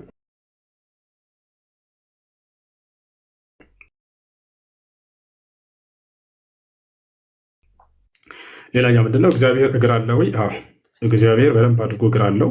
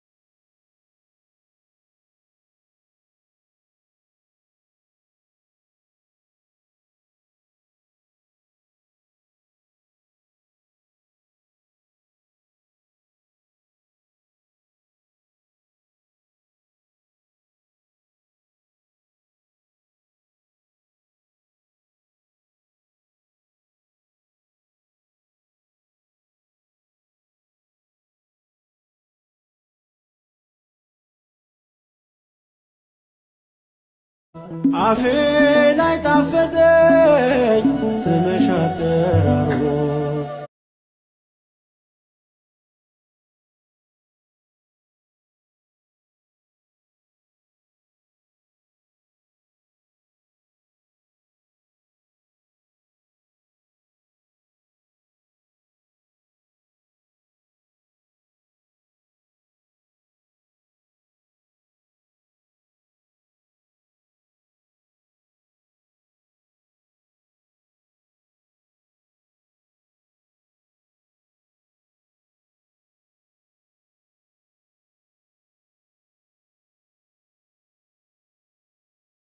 ባል ነው ተብሎ ተገልጿል። ፈጣሪሽ ባልሽ ነው፣ ስሙም እግዚአብሔር ነው ይላል። ፈጣሪሽ ይህ ነው በማስረጃ ባልሽ ነው። ያውና ፈጣሪሽ ባልሽ ነው፣ ስሙም የሰራዊት ጌታ እግዚአብሔር ነው። ያሰላም። ሌላስ የእግዚአብሔርን አካሎች እንዘርዝራቸው። እኔ እነዚህን ሳለሳ ወላሂ ላዚም ለመሳለቅ አይደለም። ማንም ሙስሊም በዚህ እንዲሳለቅ አልፈልግም። ነገር ግን መጽሐፉ ላይ የተጻፈውን ነው የምናነሳው። ገብታችኋል? መጽሐፉ ላይ የተጻፈውን ነው የምናነሳው። ያ ነው። ማንም ሰው እዚህ ቦታ ላይ በነቢያትም ሆነ በአምላክ ላይ እንዲሳለቅ አንፈልግም። እነዚህን ነገራቶች ነሕኑ ነዕተቂድ እነ ሃኡላ حرفوا كتبهم كما قال النبي صلى الله عليه وسلم وعبد الله بن عباس ولا نتطاول على أعراض الأنبياء وعرض الله عز وجل المذكور في الكتاب المقدس. لا تقال أيه ነው። እሺ አሁን ደቂቃ ስላለኝ ፎይ ስለ አጋንንት ብናወራበት ምን ይመስልሃል? አጋንንት በዚህ በሶስት ደቂቃ እፎይ እድል ስጥህና እናውራ። አሁን አጋንንት በእስልምናና በክርስትና ሪባ ትላለን ገና እኮ 10 ደቂቃ ቀጥላውን ደቂቃን ጨርስ ተወያይ። እንግዲህ ስለ አጋንንት እናወራበትን ዛሬ ስለ አጋንንት በደንብ ትረዳላችሁ ክርስቲያኖች፣ በደንብ እናወራለን። ቀጥላውን ደቂቃ 2 ደቂቃ አለ። ጨረስክ እንዴ? አንድ ሚዩት አድርገው። ደቂቃ አለ። ያብሽር ከፈለክ ልጨፍርበት። ረጋ በል። ሚዩት አድርገው። እሺ ለማንኛውም ሌላም ነገራቶችን ማንሳት ካስፈልግናው እናነሳ ነበረ። እግዚአብሔር እግሮች አሉት፣ በእግሮቹ ሰፈር ለሰፈር እንደሚዞር ይናገራል። እሱንም በማስረጃ ላሳያችሁ መሰለኝ። በምድር ላይ እንዲህ 5 አለባት ላይ አንድ ቻርጅ አድርጌዋለሁ። ቻርጅ አለ። አይዋ ቻርጅ አለ። አስተካክለው፣ በደንብ አስተካክለው። እሺ ሌላኛው ነገር ምንድን ነው? እግዚአብሔር ሰፈር ለሰፈር ይዞራል ያልኩባቸውን ላውጣላቸው እስኪ። እግዚአብሔር እንግዲህ ከመጽሐፍ ቅዱስ ላይ ምን ይላል? ክርስቲያኖችን ወይንም የመጽሐፉን ተከታዮች ሲያዛቸው ከሰፈራችሁ ወጣ ብላችሁ መጽዳዳት በምትፈልጉ ጊዜ መቆፈሪያ ያዙ ተብላችኋል። እግዚአብሔር መቆፈሪያ ያዙ አለ እግዚአብሔር። ከዚያስ መቆፈሪያ ከይዛችሁ ከሄዳችሁ በኋላ ተጽዳዳታችሁ አይነ ምድራችሁን ስትጨርሱ ድፈኑት፣ ቆፍሩና ቅበሩት አለ እግዚአብሔር።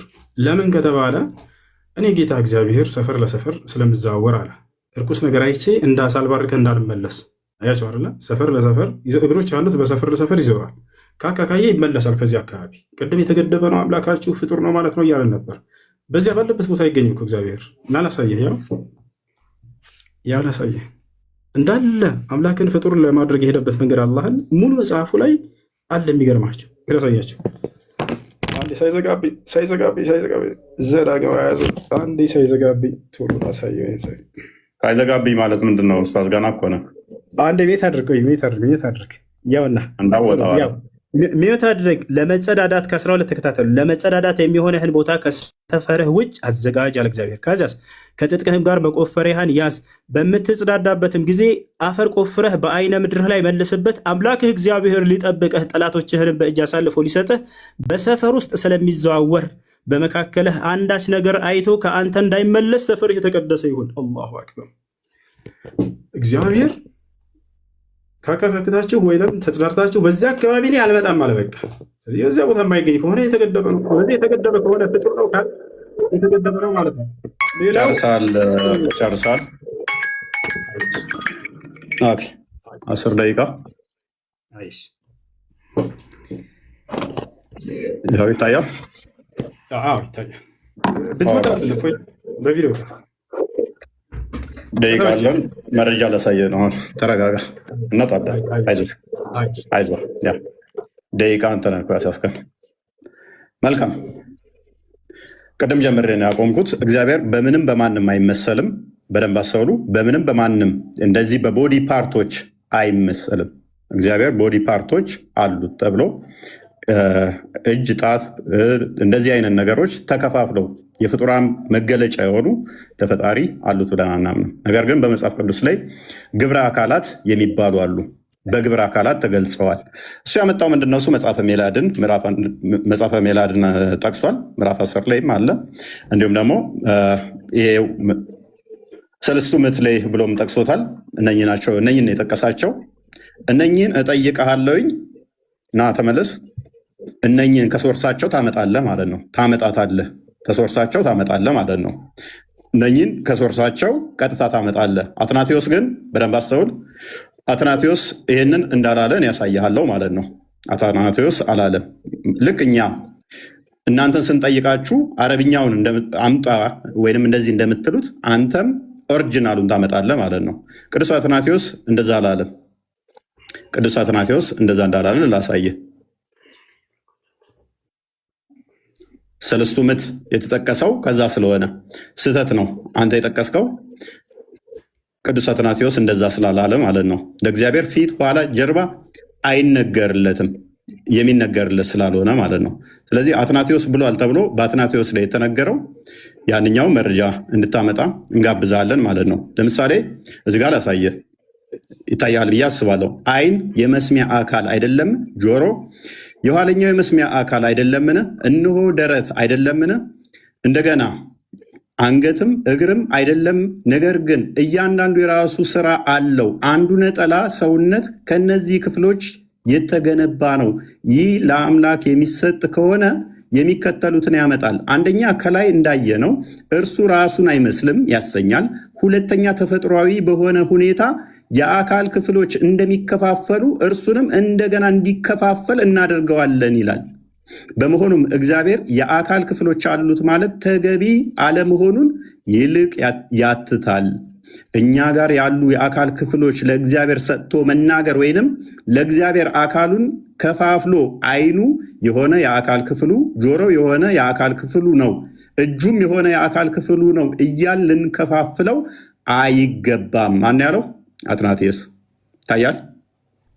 አንተ ሰለስቱ ምዕትና መጽሐፈ ሜላድን ያመጣኸው ማለት ነው። እነኚህ ሙሉ የአካል ክፍል እንደሌለው ዮሐንስ አፈወርቅም የሚናገሩበት ነው። ለእግዚአብሔር እንደዛ አይነገርም። ወዳጃችን ደግመ ክሮስ ቼክ ሳታደርግ መረጃ ዘንድ እንዳመጣ ማለት ነው። ምክንያቱም እግዚአብሔር ምንድነው ብለን ነው የምናምነው እኛ? እግዚአብሔር ምንድነው ብለን ነው የምናምነው? እግዚአብሔር መንፈስ ነው፣ በሁሉ የሞላ ነው፣ በሁሉ ያለ ነው። እግዚአብሔር መንፈስ እንደመሆኑ ለእርሱ መሄድ፣ መምጣት፣ መቆም፣ መነሳት አይነገርም። እሱን መማር አለብህ ኡስታዝ። እግዚአብሔር በሁሉ የሞላ ነው። እኔ የቅርብ አምላክ ነኝ እንጂ የሩቅ አምላክ አይደለውም። ሰው በስውር ቢሸሸግ እኔ አላየውም። ሰማይንና ምድርን የሞላ ሁኔ አይደለውም ይላል እግዚአብሔር። ማን? ሰማይና ምድርን የሞላ ነው እሱ። ስለዚህ ሰማይና ምድርን የሞላው እርሱ መሄድ፣ መምጣት፣ መቆም፣ መነሳት እነኛ አይነገሩለትም። እነኛ የተነገሩትን ካመጣ ይተረጎማሉ። ትርጓሜያቸው ምንድን ነው? ከመገለጥ አንጻር የተነገሩ ናቸው። ከመንፈስህ ወዴት እሄዳለሁ? ከፊትህስ ወዴት እሸሻለሁ? ወደ ሰማይ ብወጣ አንተ በዚያ ነህ፣ ወደ ሲኦልም ብወርድ በዚያ አለህ። አላህን ከእግዚአብሔር ጋር እያመሳሰልከው ነው እንዴ ኡስታዝ? ሱራ 16:74 ላይ ከማንም ጋር ታመሳስል ብሎ ነበር። ለምን ታመሳስለው? አላህ ጭንቅላት ተገኝቶለት ነው አለው ራስም ምናምን ብለህ ያልከው? አላህ ጭንቅላት አለው የሚል ከቁርአን ላይ አንድ ጥቅስ ትሰጠኛለህ ማለት ነው? ወይንስ ነቢያቶች አዎ አላህ ጭንቅላት አለው ብለው ሰብከዋል ብለህ ታምናለህ? አላህ ጭንቅላት አለው ማለት ነው? ስለ ዙፋን አንስተሃል። ኦኬ፣ ስለ ዙፋን ካነሳ ደግሞ ዙፋኑ ማን ነው? ልጁ ነው። ለምሳሌ ልጁ በዙፋኑ ይህንን ታምናለህ? ስለ ልጁ ግን አምላክ ወይ ዙፋንህ ይላል። ያ ዙፋኑ የልጁ ታምናለህ? ማን ነው? እሱም ክርስቶስ አብ ነው ስለ ልጁ የሚናገረው። እስከ ዘላለም ድረስ ይኖራል፣ የመንግስት ብትር የቅንነት ብትር ነው ይላል። ይህንን ታምናለህ? ኦኬ፣ እዚህ ላይ ሌላ እንዳባት ሰጠሃለሁኝ። ዙፋን የሚለው እንደ የፊዚካል ሴንሱን ሰጥተኸው አይደለም፣ ቅንነቱን፣ ፍርዱን እሱን ለመግለጽም ዙፋን ተብሎ ተገልጿልና እንጂ ፊዚካል ቦዲ ቦታ አይደለም። ምክንያቱም እሱ በሁሉ የሞላ በሁሉ ያለ ነውና። ሚስትነትን አንጥተሃል። ሰማያትና ምድርን ያለ ቢጤ ፈጣሪ ነው፣ ለእርሱ ሚስት የሌለችው ሲሆን እንዴት ልጅ ይኖረዋል? ነገርን ሁሉ ፈጠር የተባለው ልጅ ያስፈለገው ሚስት ያስፈለገው ልጅ ስለሌለችው ነው አይደለ? ልጅ የሚኖረው ሚስት ሲኖረው ነው። እግዚአብሔር ባልሽ ነው ቢል ጠባቂሽ ነው ተንከባካቢሽ ነው ለማለት ነው መጽሐፍ ቅዱስ። ያንተ ግን ሚስት ስለሌለኝ ነው ልጅ የለኝም ያለው። ማይገናኝ ለምን ታገናኛለህ ኡስታዝ? ምን ሆነ ነው? ይሄ ሚስት የለኝም ያለው ልጅ ስለሌለው ነው። ያኛው ግን ጠባቂ ነው፣ ተንከባካቢ ነው፣ መጋቢ ነው። ያንን ለመግለጽ ነው። ማይገናኙ ቶፒኮችን እንዳታገናኝ ደግመህ ማለት ነው። መውጣት መሄድ ኦኬ። የትኛው ነቢይ ነው በመጨረሻ ቀን ባቱን አላህ ገልጦ እናየዋለን ያለ ነቢይ አለ? ኡስታዝ የምታውቀው አለ? ከነቢያት ውስጥ በመጨረሻ ቀን አላህን በባቱን እንለየዋለን ያለ አለ? ይኸው ባቱን ይገልጣል። ከዛስ እናውቀዋለን በሁለት አይነት ቅርጽ ይመጣና አላህ እንደዛ ብሎ ያስተማረ ነቢይ አለ? ይኸው ሳሂህ ቡኻሪ 74:39 ላይ Now we wait our Lord, then the Almighty will come to them in a shape other than the one which they saw the first time, and he will say, I am your Lord. They will say, you are not our Lord. ሙስሊሞች በቂያማ ቀን ራሱ ጌታቸውን ይከዱታል። እኔ ጌታችሁ ነኝ ሲላቸው አንተ ጌታችን አይደለህም ይሉታል። እንደዛ እንለዋለን ያለ አንድ ነቢይ ታመጣልኛለህ? ከሌሊቱ 1/3 ይወርዳል ያለ አንድ ነቢይ ታመጣልኛለህ? በየቀኑ ወርዶ ወደ ቅርቢቱ ሰማይ ማነው ምህረት የሚጠይቀኝ የምምረው? ማነው ይቅርታ የሚጠይቀኝ ይቅር የምለው ብሎ ያስተማረ አንድ ነቢይ ልታመጣልን ትችላለህ ወይንስ የለህም? ማስረጃ የለህም? ልታመጣልን አትችልም? ታመጣልናለህ ወይስ አታመጣልንም? ስለዚህ በመጽሐፍ ቅዱስ ላይ የለም። ተውሂድን ያስተማረ አለ? የለም። ሽታውም የለም ማለት ነው። መጽሐፍ ቅዱስ ጋር ቅድም ያነሳው ነገር ነበረ። ትርጉም እኔ ነግሬህ ነበረ። ሜይ ቢ አልሰማህ ይሆናል እንጂ በደንብ ነግሬህ ነበረ። በአማርኛ እግዚአብሔር የሚለው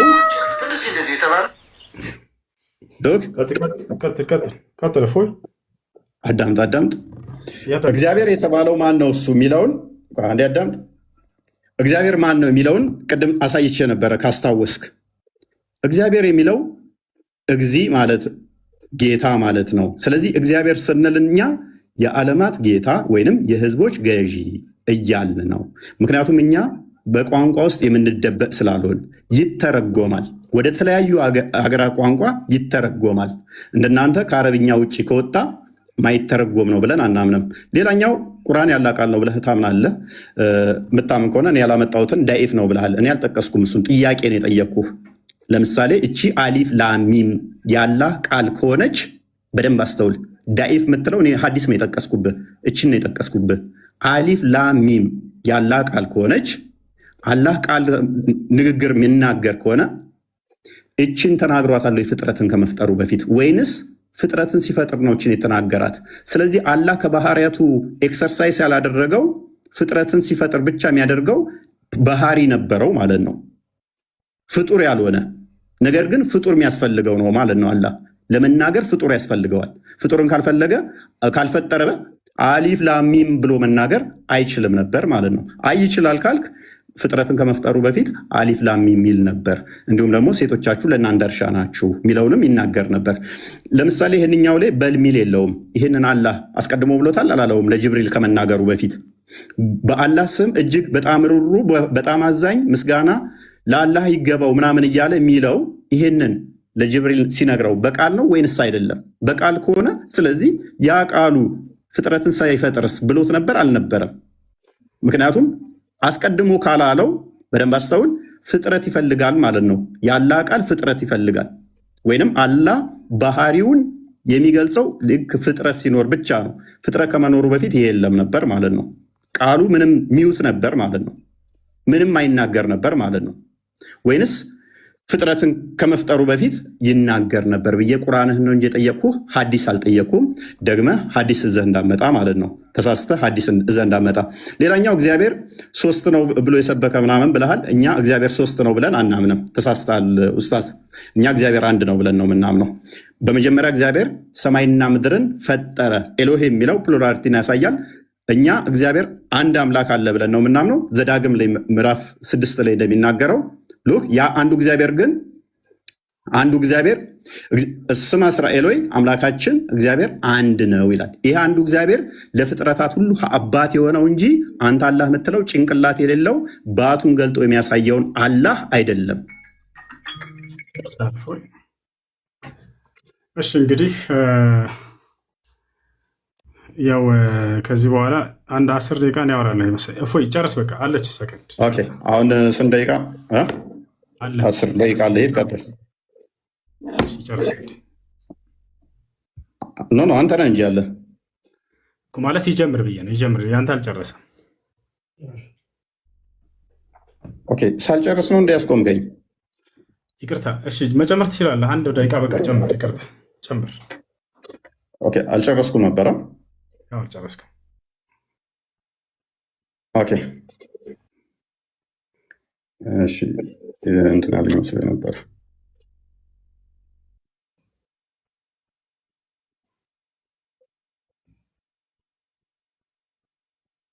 አውራ ማውራት ትችላለህ። አለ መሰለኝ። ኦኬ አንድ ደቂቃ እንዴት ነው የምጨምረው? ማለት እንትን ይልብኛል። በቃ ወይንም ዝም ብለህ ትይዝልኛለህ? ልክ 10 ከ32 ሲሆን በዚሁ አንድ ደቂቃ ላይ ለምን አትይዝልኝም አንተ? አንድ ደቂቃ ይኸውልሽ ጥሩህ ላይ ሆነ ችግር የለም። በቃ እሺ አይ ኦኬ ላጥፋው ነው ወይንም በቃ አንድ ደቂቃ ብለውስ እንደሱ አድርጋ አይቻልም? እንደሱ አድርጋ ያውራታው ችግር የለም። ይሄም ሰከን ደቂቃ አንድ ደቂቃ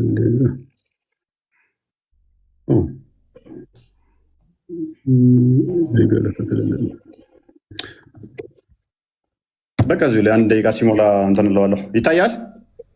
ይታያል። ቀጥል። በሰማያት ያለው በምድርም ያለው መካከለኛው ምናምን ይልና አራማን በአርሹ ላይ ተደላደለ ይላል። ከኛ ጋር ስታካ አመሳስለ ለማለፍ ሞክረሃል። አላህ በአርሹ ላይ ያለው በምኑ ነው? የት ነው ያለው አላህ? እኛ በሁሉ እንዳለ አሳይቻለሁ። እግዚአብሔር መንፈስ እንደሆነ አሳይቻለሁ። አንተ ከኛ ጋር ላመሳሰል የሞከርከው አዎ እግዚአብሔር በሰማይ አለ በምድርም አለ። ያንተም አላህ እንደዛ ነው። ከኛ ጋር ልታመሳሰለው የሞከርከው መንፈስ ነው ያንተ አላህ። ካልሆነ የራስን ለምን አመልስም? ከአርሽ በላይ ያለውን አላህ ለምን አመልሰው? መንፈስ ነው ያንተ። እግዚአብሔር መንፈስ ነው፣ የሚሰግዱለትም በመንፈስና በእውነት ሊሰግዱለት ያስፈልጋቸዋል ይላል። ካልሆነ ከሰባተኛ ሰማይ በላይ ከአርሽ በላይ በዛት ነው ያለው። በምኑ ነው ያለው? ያንም መልስ። ባቱ የነ ያለው፣ እጁ የነ ያለው፣ እግሩ የነ ያለው። ከኛ ጋር ልታመሳስለው የሞከርከው አዎ እግዚአብሔር እግሩ ምድር ሞልታለች አልክ። እግሩ መረገጫው ነች አልክ። ግዛቱ ነች ማለት ነው። እግሩ ግዛቱ ነች ማለትም ምድር የእግሬ መረገጫ ነች ስል ምድር የኔ ግዛት ነች፣ እኔ ነኝ የምገዛት፣ እኔ ነኝ የምቆጣጠራት ማለቱ ነው። በእኔ እግር ስር ነች ነው። እርሱ መንፈስ ስለሆነ በሁሉ የሞላ ስለሆነ በሁሉ ያለ ስለሆነ ማለት ነው። አይ ቲንክ ደቂቃን ጨርሻለሁ። እሺ ደቂቃን ጨርሳ እንግዲህ ስለ አላህ የጠየቃቸውን ልመልስለት እንዳለ እያነሳ ያለው የአላህ ስብሐነ ወተዓላን ባህሪያቶች በማንሳት ያንን እንዴት ነው አላህ ስለ ባህሪያቱ ሲናገር ጊዜ 5 የቁርአን አንቀጾችን እነዚያን አስመልክቶ እንዴት ማመን እንዳለብን ይናገራል። ከፍጥረታት ጋር የተመሳሰሉ መስሎት ነው ልጁ። እንደዛ እንደማይመስሉ አላህ ቃል በቃል በቁርአን ላይ ተናግሯል። አላህ በቁርአን ላይ ሲናገር ለይሰ ከሚስሊሂ ሸይኡን ወሁወ ሰሚዑል በሲር ይላል ሱረት ሹራ ላይ። እኔን የሚመስል አንድስ እንኳ የለም ብሏል። አንድስ እንኳ በሚለው ሰዎች የሚካተታሉ። ስለዚህ አምላክ አላህ ሱብሓነሁ ወተዓላ ማንንም የሚመስል አይደለም በባህሪው። በሌላ ቦታ ላይ አላህ ሱብሓነሁ ወተዓላ ሀል ተዕለሙ ለሁ ሰሚያ ይላል ሱራ መርየም ላይ። ለመሆኑ ለእኔ ሞክሽ የሚሆን ታውቃለህ? ማንም እኔን የሚሞካሸኝ የለም ይላል። እርሱን የሚመስል አንዳች እንኳ የለም። በሌላ ቦታ ላይ አምላክ አላህ ሱብሓነሁ ወተዓላ በሱረቱ ነሕል ላይ ምን አለ? ስለ ባህሪው ሲናገር ፈላ ተድሪቡ ሊላሂ አልአምሳል አለ። ለእኔ ለአምላካቸው ለአላህ አምሳያ አታድርጉልኝ አለ። በሌላ ቦታ ላይ አምላክ አላህ በሱረቱል በቀራ ላይ ፈላ ተጅዐሉ ሊላሂ አንዳዳ ይላል። ለእኔ ለአላህ ቢጤ አታድርጉልኝ ይላል። እርሱን የሚመስለው ጭራሽ እንደሌለ በባህሪው በርካታ ቦታ ላይ ተናግሯል። ወለም የኩን ለሁ ኩፉወን አሐድ እያለ ተናግሯል። እኔን የሚመስል ማነው? እኔን የሚስተካከለኝ አንድስ እንኳ የለም እያለ አላህ ስብሐነሁ ወተዓላ ተናግሯል። እሺ ይህ ልጅ ከሚያነሳቸው ነገራቶች የኛ አለው ስንል ጊዜ አካልን እንደው ምሳሌ ንግግር እንጂ በትክክል አለው ብለን የምናምን አይደለንም ይላል። ይህን ምናልባት እስኪ አባቶቻቸውን ወይንም የእምነት መምህሮቻቸውን የተወሰነ ላሰማችሁ፣ ከመምህሮቻችሁ መንገድ እንዳያስታችሁ ይሄ ልጅ ክርስቲያኖች ባካችሁን፣ ወይንም የሚማርቆች ብሎ ቤተክርስቲያን የተባለው ምሳሌያዊ አነጋገር ነው ብለው የሚጠቅሱ የቤተክርስቲያን ሊቃውንት አንድ ላውጣላችሁ፣ ከመምህሮቻችሁ መንገድ እንዳያስታችሁ፣ ወይ ስለ ክርስትና አታስተምረን በሉት። እዛው እስልምና ላይ እንደለመድክ እዛው ላይ ፈንጭ፣ ዝም ብለህ ላይ ከፍተህ በሉት። ስለ ክርስትና የሚያውቀው ነገር የለም። ከመምህሮቻችሁ መንገድ እንዳያስታችሁ ኑ በደንብ ተከታተሉ መምህሮቻችሁን፣ እኔ ልክፈትላችሁ የሚሉ የእግዚአብሔር ለምሳሌ አይኖች አሉት፣ ጆሮዎች አሉት፣ እግሮች አሉት፣ እንደዚህ የተባለው ምሳሌያዊ አነጋገር ነው ብለው የሚጠቅሱ የቤተክርስቲያን ሊቃውንት አሉ። ቅዱሳን ሆነው እንደዚህ የሚናገሩ አሉ። ሁለተኛ ደግሞ አይ ምሳሌ ሳይሆን አለው፣ ለምሳሌ አይን አለው፣ ጆሮ አለው፣ እግር እንደዚህ አለው፣ ግን አይመረመርም የሚሉ ለምሳሌ ሰለስቱ ምዕት በሃይማኖተ አበው ይህን ያነሳሉ። ቅዱስ አትናቴዎስም ይህን ያነሳል። በእኛ ትርጓሜ የኦሪት ዘፍጥረት ትርጓሜም ይህን ያነሳል። መልክ አለው ስለሚል ማለት ነው። መልክአ ሥላሴ የሚልም ድርሰት አለ እንደምታውቁት። በዚያ ላይም ይሄ በጉል የተነገረ ነው። ሌሎች ሊቃውንቶች ይህንን በስፋት ያስተምሩታል። አይን፣ እጅ፣ እግር አለው፣ ግን አይን፣ እጅ፣ እግር አለው፣ አይመረመርም፣ አይታወቅም፣ በቅርጽ አይለካም። እግዚአብሔር አይን አለው ሲባል በምሳሌ ብቻ አይደለም፣ ያያን ለማለት ብቻ ሳይሆን አይን አለው፣ ግን ምሳሌ ብቻ አይደለም። ምሳሌ ብቻ ነው ብሎ የልጅ ሲናገር ነበር። ይህ ተሳስተዋል። ምሳሌ ብቻ አይደለም አለው ትክክለኛ አይን፣ ግን አይመረመርም። ለምን ከተባለ ስላልታየ። እግዚአብሔር ያየው አንድስ እንኳ የለም ይላል መጽሐፍ ቅዱስ ላይ። ዮሐንስ ወንጌል ምዕራፍ 5 ቁጥር 36 አካባቢ ላይ ኢየሱስ ክርስቶስን አምላክን አንድስ እንኳ ያየው የለም ድምፁም የሰማ የለም ይላል። ስለዚህ ስለ እርሱ ባህሪ ይናገራል። ያ ነገር ምሳሌ ብቻ አይደለም እያሏቸው ነው። አለው ግን አይመረመርም ነው። እንዴት እንደሆነ አናውቅም። በኢትዮጵያ ኦርቶዶክስ እንዴት እንደሆነ አናውቅም። አሁን እዚህ ላይ እየተፈላሰፍኩ ጥያቄ ማውጣት እችላለሁ። የማታውቀውን አምላክ እንዴት ታመልካለህ? ስለዚህ ፍጡር ነው ማለት ነው። እንዴት ሳታውቀው ታመልካለህ እያልኩኝ መፈላሰፍ እችላለሁ። እንዲህ አይነት ጥያቄ ቤተክርስቲያን በነገራችን ላይ ጸና ያለው ብዙዎቹ ሊቃውንት የሚያስተምሩት ይህንን ትምህርት ነው። ግን ደግሞ ሌላ ልጨምርላቸው እግዚአብሔር አይን እንዳለው ጆሮ እንዳለው፣ ግን ያ ሲባል ደግሞ ሰው እንግዲህ የሚያስበው እንደ ራሱ እንዳያስብ ደግሞ እፈራለሁ። ያ ማለት ምን ማለት ነው? ለእግዚአብሔር ጆሮ አለው ሲባል አሁን ሰው መስማት የሚችለው ጆሮ ላይ ብቻ ነው ማለት ነው። ያው በጥቅሻም ይሰማል፣ በአይንም ይሰማል። ሰው ያው አንድን ሰው እንደዚህ ብለው ይመጣላል፣ አይንም ይሰማል ማለት ነው። ጆሮ አለው እንደ ሰው ሲባል እግዚአብሔር እንደዚህ ቁጭ ያለ እንደዚህ ቅርጽ ከጥያቄ ምልክት የመሰለ ጆሮ አለው ማለት እንዳልሆነ ግን ሰው መረዳት አለበት የመጀመሪያ ማለት ነው። ስለዚህ ምንድነው አሁን እዚህ ጋር እያየን ያለ ነው። ለእግዚአብሔር ምንድነው ልጄ ሆይ በቀኜ ተቀመጥ ሲል ቀኝ እንዳለው ያስረዳል። ቀኝ እንዳለው እግዚአብሔር ቀኝ ደዌ ከገብራኒ ወላኳኒ እጆች ሰሩኝ አበጃጁኝ እንዳለ ቅዱስ ዳዊት እግዚአብሔር እጅ እንዳለው በዚህ እናውቃለን። ሁለተኛ አጠራጠር እያደረግን ወደ ነገራችን ለመግባት መጽሐፍ ቅዱሳዊ አድርገን እንድናሳይ ፈልጌ ነው። ሁለተኛ ደግሞ መዝሙር 33 ቁጥር 15 ላይ ናሁ አዕይንቲሁ ለእግዚአብሔር ሀበ ጻድቃን ነው፣ እነሆ የእግዚአብሔር አይኖች ወደ ጻድቃን ናቸው ይላል። እሺ ለማንኛውም ይሄን ይመስላል ባጭሩ።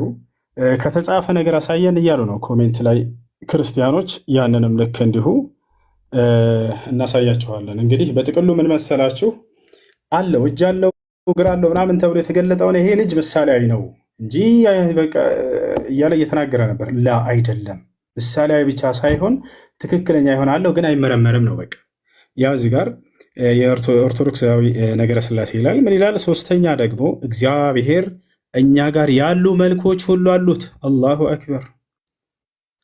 እግዚአብሔር እኛ ጋር ያሉ መልኮች ሁሉ አሉት፣ ነገር ግን አይመረመርም የሚል ነው። ያ ሰላም! ይህ በኢትዮጵያውያን ሊቃውንት የሚታመን ነው። ጉዳዩን በተመለከተ የዶክተር አበባን ንዛት እያለ ይናገራል። እንዳጠቃላይ አካሎች አሉት በእኛ ላይ ያሉ ሁሉ፣ ነገር ግን እነዛ አይመረመሩም የሚል ነገር ነው። እዚህኛው መጽሐፍህ ላይ መጽሐፈ ሚስጥር ላይ ደግሞ እናያለን ስለ እግዚአብሔር አካል በተመለከተ። ያው እነዚህ ጋር እግዚአብሔር እጆችና ክንድ ጥፍርም እንዳለው እወቁ። ያ ሰላም ጥፍር ሁሉ አለው። ጥፍሩ ምን አይነት ነው? እንደ ሰው ነው ወይ ፍጡር ነው ማለት ነው ማለት ትችል ነበር። እኔ እንዳንተ በሆን ማለት ነው።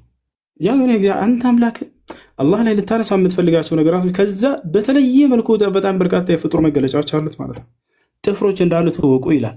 ስለ አፍንጫም የከበረች ኦሪት እግዚአብሔርም ኖህን መስዋዕት መዓዛ አሸተተ አለች እያለ ይናገራል። ስለ ደረትም እግዚአብሔር በደረቱ እያለ ይናገራል። እና ይህ ነው። ሌላ ይህንን የምንጨምርለት እስኪ የተጻፈ ነገር እያሉ ስለሆነ ነው ክርስቲያኖች። እዚህ ጋር ምን ይልናል? ይህም መጽሐፈ ምስጢር ላይ ነው። እነሆ እግዚአብሔር እንደ ሰው ልጅ ፍጹም መልክ አለው። ያሰላ እንደ ሰው ልጅ ፍጹም መልክ እንዳለው ከመጽሐፍት አስረጂ አደረስልልህ እያለ ይናገራል። ተጠራጣሪ ሆይ እንግዲህስ በአንተ ያለውን ክህደት ትተህ በሥላሴ እመን፣ ለመለኮት ምስጋና አቅርብ። በጥርጥር ከጸናህ ግን እድል ፈንታ አልጠቀሙም እያለ ይናገራል። አላሁ አክበር። እንደ አጠቃላይ ልነግራቸው የፈላኩት ሀሳብ ምንድን ነው? ምሳሌያዊ ንግግር ነው ብሎ ስለተናገረ ነው። ይህ ምሳሌያዊ እንጂ አሉት ብለን አናምንም እነዚህን እያለ ነው። ቅድም አካሎችን ሁሉ ሳመጣለት እግዚአብሔር እጆች አሉት፣ በእጆቹ ያጨበጭባል ሁላ። ተመልከቱ፣ ሄድንም ላሳያችሁ። እግዚአብሔር አጨበጭባለሁ እያለ ይናገራል። ስለዚህ አንድ በማስረጃ እንዲሆን ዘንድ ያው አጨብጭቡ።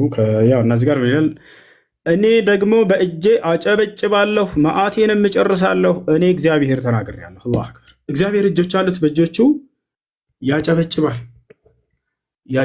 በእጆቹ ያጨበጭባል ብለህ ሲባል እንዴት እንደምትፈታው አላውቅም። እሱንም እስኪ ፍቹን ትነግረናለህ። እንዴት ነው የሚያጨበጭበው? ሲያጨበጭብስ እንደ ሰው ነው ወይ? ሲያጨበጭብ ጫ ይላል ወይ? ይሄ ጥያቄ የሱ ጥያቄ ነው። ቅድም አይታችሁታል። ያነሳና አላህ እንዴት ነው እጁ እንትን የሚለው የሚወርደው? እንዴት ነው በዙፋኑ ላይ እንዴት ነው የሚቀመጠው? እኔ ያጨበጭባል የሚለውን አነሳና 50 ጥያቄ ጠይቃለሁ። ዝም የማይረባ ጥያቄ ማለት ነው። ከዚህ አልፍም። ይሄ ልጅ ላይቭ ላይ አስገብቶ ሲጠይቅ ጊዜ ትልቁም ነገር ያለው የጠየቀ ይመስላችሁ ነበር። ልክ እንደ እያልኩኝ መጠየቅ እኮ ነው። ያጨበጭባል እግዚአብሔር። ሲያጨበጭብ እንደ ሰው ነው ወይ? ሲያጨበጭብ ድምፁ ምን አይነት ነው? ያ ያጨበጨበው ፍጡር ነው ወይ? ምክንያቱም ከዚያ በፊት ሳያጨበጭብ በፊት ያ ባህሪው የለም ነበርና፣ ስለዚህ ፍጡር ነው ማለት ነው። አላሁል ሙስተዓን። ሌላው ቅድም አላህ ማን ነው ስለ መሳቅ ሲያወራ ነበረ። ያ ማለት አምላክ ይስቃል የሚለውን ጌታ ይስቃል የሚለውን ሲያወራ ነበር። ያውና መጽሐፍም ላይ አምላክ ይስቃል። መዝሙረ ዳዊት ምዕራፍ 2 ቁጥር 4 በሰማይ የሚኖር እርሱ ይስቃል፣ ጌታ የሚሳለቅባቸዋል ይላል። ይስቃል። እግዚአብሔር እንዴት ነው የሚስቀው? ሳቁ እንዴት ነው? ያ ሳቁ ፍጡር ነው ወይ? ሲስቅ ጊዜ እና አይደለም። ይሄን የምጠይቀው የእሱን አጠያየቅ ነው እየነገርኳቸው ያለሁት። ከዚህ አይዘልም ጥያቄው፣ ምንም የማይረባ ጥያቄ ማለት ነው። ገብታችኋል? ያ ነው። ለማንኛውም ስለ አላህ ባህሪያቶች እርሱ ከፍጥረታት ጋር እንደማይመስል በርካታ ቦታ ላይ ተናግሯል። ያንተ አምላክ ደግሞ በፍጥረታት እንደሚመስል ሁሉ ተናግሯል። እነሆ ኦሪት ዘፍጥረት ምዕራፍ 1 ቁጥር 26 ላይ ሰውን በመልካችን እንደ ምሳሌያችን እንፍጠር ብሎ እንደተናገረ እነዚያ ሁሉ አካሎች አንተ ምሳሌያዊ ናቸው ስትላቸው የነበሩ ትክክለኛ አካሎች እንደሆኑ ያውና ከአባቶቻቸው አሳይተናቸዋል። መጽሐፋቸውም ላይ ይህን ይመስላል። እሺ ጨርሻለሁ። ከዚህ በኋላ እናመሰግናለን። ጥያቄና መልስ 15 ደቂቃ ነው። ስንት ደቂቃ? አንተ እንደተመቸ ግን እንዳናበዛባቸው 10 ደቂቃ 15 ደቂቃ ጥያቄና መልስ ስለሆነ 15 ሲሆን የኔንም ሀሳብ አትሰማ። ይሆንልህ በቃ አንተ እንደፈለግ አድርገው። መልካም። እሺ እንዲህ እናድርግ ወይ እንዲህ እናድርግ። 10 ደቂቃ እናድርገውና 5ቱን ደግሞ ስለ አጋንንት በእስልምናና በክርስትና በጥያቄና መልስ። እሺ ይሄ ጥያቄና መልስ ፕሮግራም ስለሆነ እሺ ማለት 5ቱን ደቂቃ ስለ አጋንንት በእስልምናና በክርስትና ጥያቄና መልስ ላይ እንጨርሰዋለን። ጥያቄና መልስ ላይ ያልቃል። በዚህ 15 ደቂቃ ሆነ። ያው ከአጋንንትማ ጥያቄና መልስ እንዳታመጥ። ይሄን ከመጀመሪያ አየነው እና በደንብ በክርስትናና በእስልምና አጋንንት ምንድን ነው የሚለው ብያለሁኝ። ወዴት ማትሄድ ጎበዝ። እንደዛ ከሆነ 15 ደቂቃ እንጨምራውንም አትረብሽ። እዛ ጥያቄና መልስ እንደገና እናደርጋለን። አንድ ተረጋጋ። ቆይ እኮ እንደዛ ከሆነ በጥያቄና መልስ አይወጣም እኮ እሱ። ቅድም እያነሳን ያለነው አጋንንት ላይ ቅድም ስታነሳ አረጋ በል ሀሳብ ልስጥህ እንጂ ቀስ በል። ቅድም አጋንንት ላይ ስታነሳ ይህን አጋንንትን በጥያቄና መልስ ጊዜያችን እናነሳዋለን በኋላ ላይ ብዬ እናም አንተ ቅድም ጥያቄዎችን እንድትመልስ ምናምን ስፈልግ መጨረሻ ላይ ታደርገዋለህ አልከኝ። እሺ አልኩ። ስለዚህ አሁን 10 ደቂቃ አንዴ እባክህ ነው ልጨርስ። 10 ደቂቃ ጥያቄና መልስ እናድርገው። ከዚያ ደግሞ 5 ደቂቃ በእስልምናና በክርስትና አንተ ሙግቱን ስላነሳ በእስልምና ላይ አጋንንትን፣ እኔ ደግሞ በዚያ ላይ መሰረት አድርጌ በእስልምናና በክርስትና ያለውን የአጋንንት ማንነትና ምንነት ስለ እርሱ የምጠይቅህ ይሆናል ማለት ነው። ገብቶሃል አይደል? ይቀጥላ። ስለዚህ 20 ደቂቃ ይሆና። በቃ እንደዛ ከሆነ እሺ በቃ ይሁንሽ። አሁን ምንድነው በጣም ተንዛንዛ እንዳይረዝምባቸው በጣም ስለመሸ ይኸውልህ የአንድ ሰዓት ተኩል ሆኗል። እሺ እንደዛ ከሆነ ደግሞ እንደዚህ እናድርገው። እሺ እንደዛ ከሆነ በቃ 15 ደቂቃህን አንተ የፈለግከውን ስለ አጋንንት ታነሳለህ። በቃ ትጠይቃለህ፣ እኔም አነሳው ይኖራል። አይ በቃ በቃ ጀምር። ኦልራይት ቪዲዮ ቆርጣ አምጥታል አልቆረጥክም? ምንድነው? እግዚአብሔርን ረቂቅ አካል አለው። ያንን አካል አባ ሕርያቆስ ሲናገር ምን ይላል? አልቦቱ ለመለኮት የማን ወፀጋም፣ ለመለኮት ቀኝም ግራም የለውም ላይል ወታይ። አንተ ያመጣው ቀኝና ላይ የታች አለው የምትለዋን ቆርጠ ነው ያመጣው። ላይም የለውም ታችም የለውም ወዘባን እንተ ድኅር፣ ጀርባም የለውም ፊትም የለውም በዘይት ራእይ። ጀርባም የለውም ፊትም የለውም። ያንተም አላህ እንደዛ ነው። ጀርባም ፊትም ላይም ታችም ተብሎ አይነገርለትም። ገመር ሰው እንደሚያውቀው አኮዝቦቱ ለመለኮት ክበብ ከመፀሐይ። እሺ አላህ ከዚህ በላይ ነው ከዚህ በታች ነው አይባልም። ያንተ አላህ ነው ይባላል። መልስልኝ። እሺ አምላክ አላህ ስብሐነሁ ወተዓላ ከዚህ በላይ ነው ከዚህ በታች አይባልም ወይ ብሎ ነው የጠየቀው። አላህ ስብሐነሁ ወተዓላ በማንነቱ ከፍጥረት ዓለም ሁሉ በላይ ከአርሽ በላይ ነው። ጎበዝ ቴንኪው ኖ ያስ ጥያቄና መልስ ነው። ጥያቄና መልስ ነው።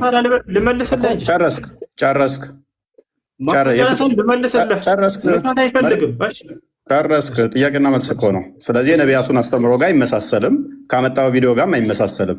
እናመሰግናለን። አንዴ ኦኬ። ቅድም መጽሐፈ ሚስጥርን አምጥታል። አባ ጊዮርጊስ ዘጋስጫ እንደሆነ ጸሐፊው ምን ይላል? አባ ጊዮርጊስ ዘጋስጫ ለእግዚአብሔር ግራም ቀኝም ፊትም ኋላም የለውም ይላል። ይህንን አንብበዋል? ያመጣ አባ ጊዮርጊስ ዘጋስጫ መጽሐፍ አምጥታል። ይኸው እሱ ደግሞ ምን ብሎ ይልሃል? ለእግዚአብሔር ምን የለውም። ሎክ በደንብ አስተውል። ቀኝም ግራም ፊትም ኋላም በአራቱ ማዕዘን ሙሉ ነው እንጂ ለመለኮት ፊት፣ ደረት፣ ኋላ፣ ጀርባ ያለው አይደለም። ታምናለህ? እንደዚህ አላህ እንደዚህ ነው ብለህ ስለ አላህ ስብሐነሁ ወተዓላ እየጠየቀኝ ከሆነ ልመልስልህ። ምንድን ነው ያነሳቸው? እነዚያ ልመልስልህ ብላ ጀምር።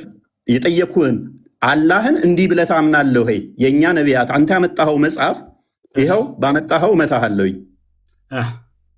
ቀጥል። ታምናለህ እንደዚህ ብለህ? ጥያቄውን ልመልስልህ ፕሊስ። ጠየቅኩህ እኮ ብዙ ሀሳብ እኮ ነው ያነሳኸው። የአባ ጊዮርጊስ ዘጋስጫ መጽሐፍ አመጣህና እግዚአብሔር እንደዚህ ያለው ስለዚህ ከአላህ ጋር ይመሳሰልልኛል ብለህ ጠቀስክ። እኔ አባ ጊዮርጊስ ዘጋስጫ መጽሐፍ ጠቅሼ ደግሞ ለእግዚአብሔር ፊትም ኋላም ጀርባም ደረትም አይነገሩለትም የለውም በሁሉ የሞላ ነው ይላል። ታምናለህ ወይ? እንደዛ ነው ብለህ አላህን ታምናለህ?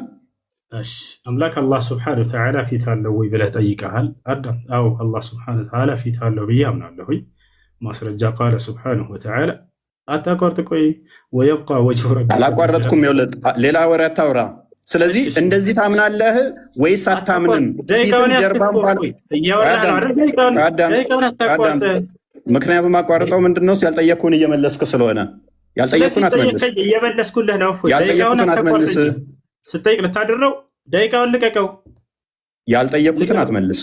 እንደዚህ ታምናለህ? አባ ጊዮርጊስ ዘጋስጫ ይጠቅመኛል ብለህ የጠቀስከው አባት ለእግዚአብሔር ደረት፣ ፊት፣ ኋላ፣ ጀርባ የለውም ይላል። አላህ የለውም አለው። ከመጀመሪያ ጀምረህ አንብቦሽ። ኦኬ በደንብ አስተውል።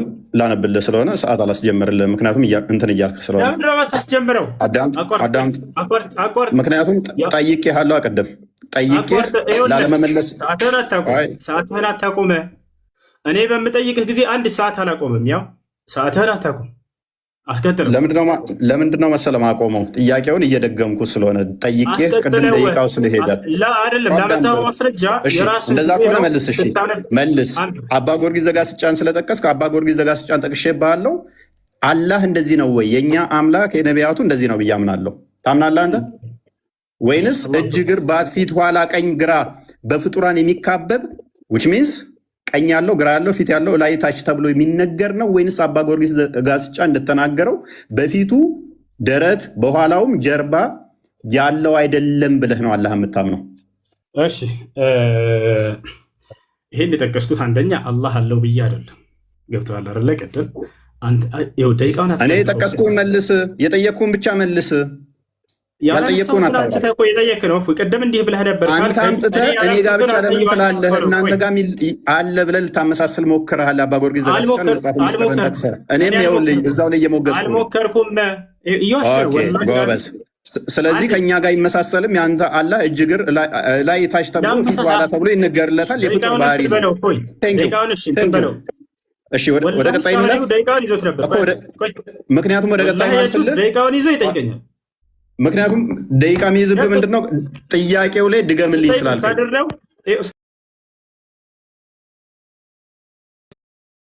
አይደለም ነበር።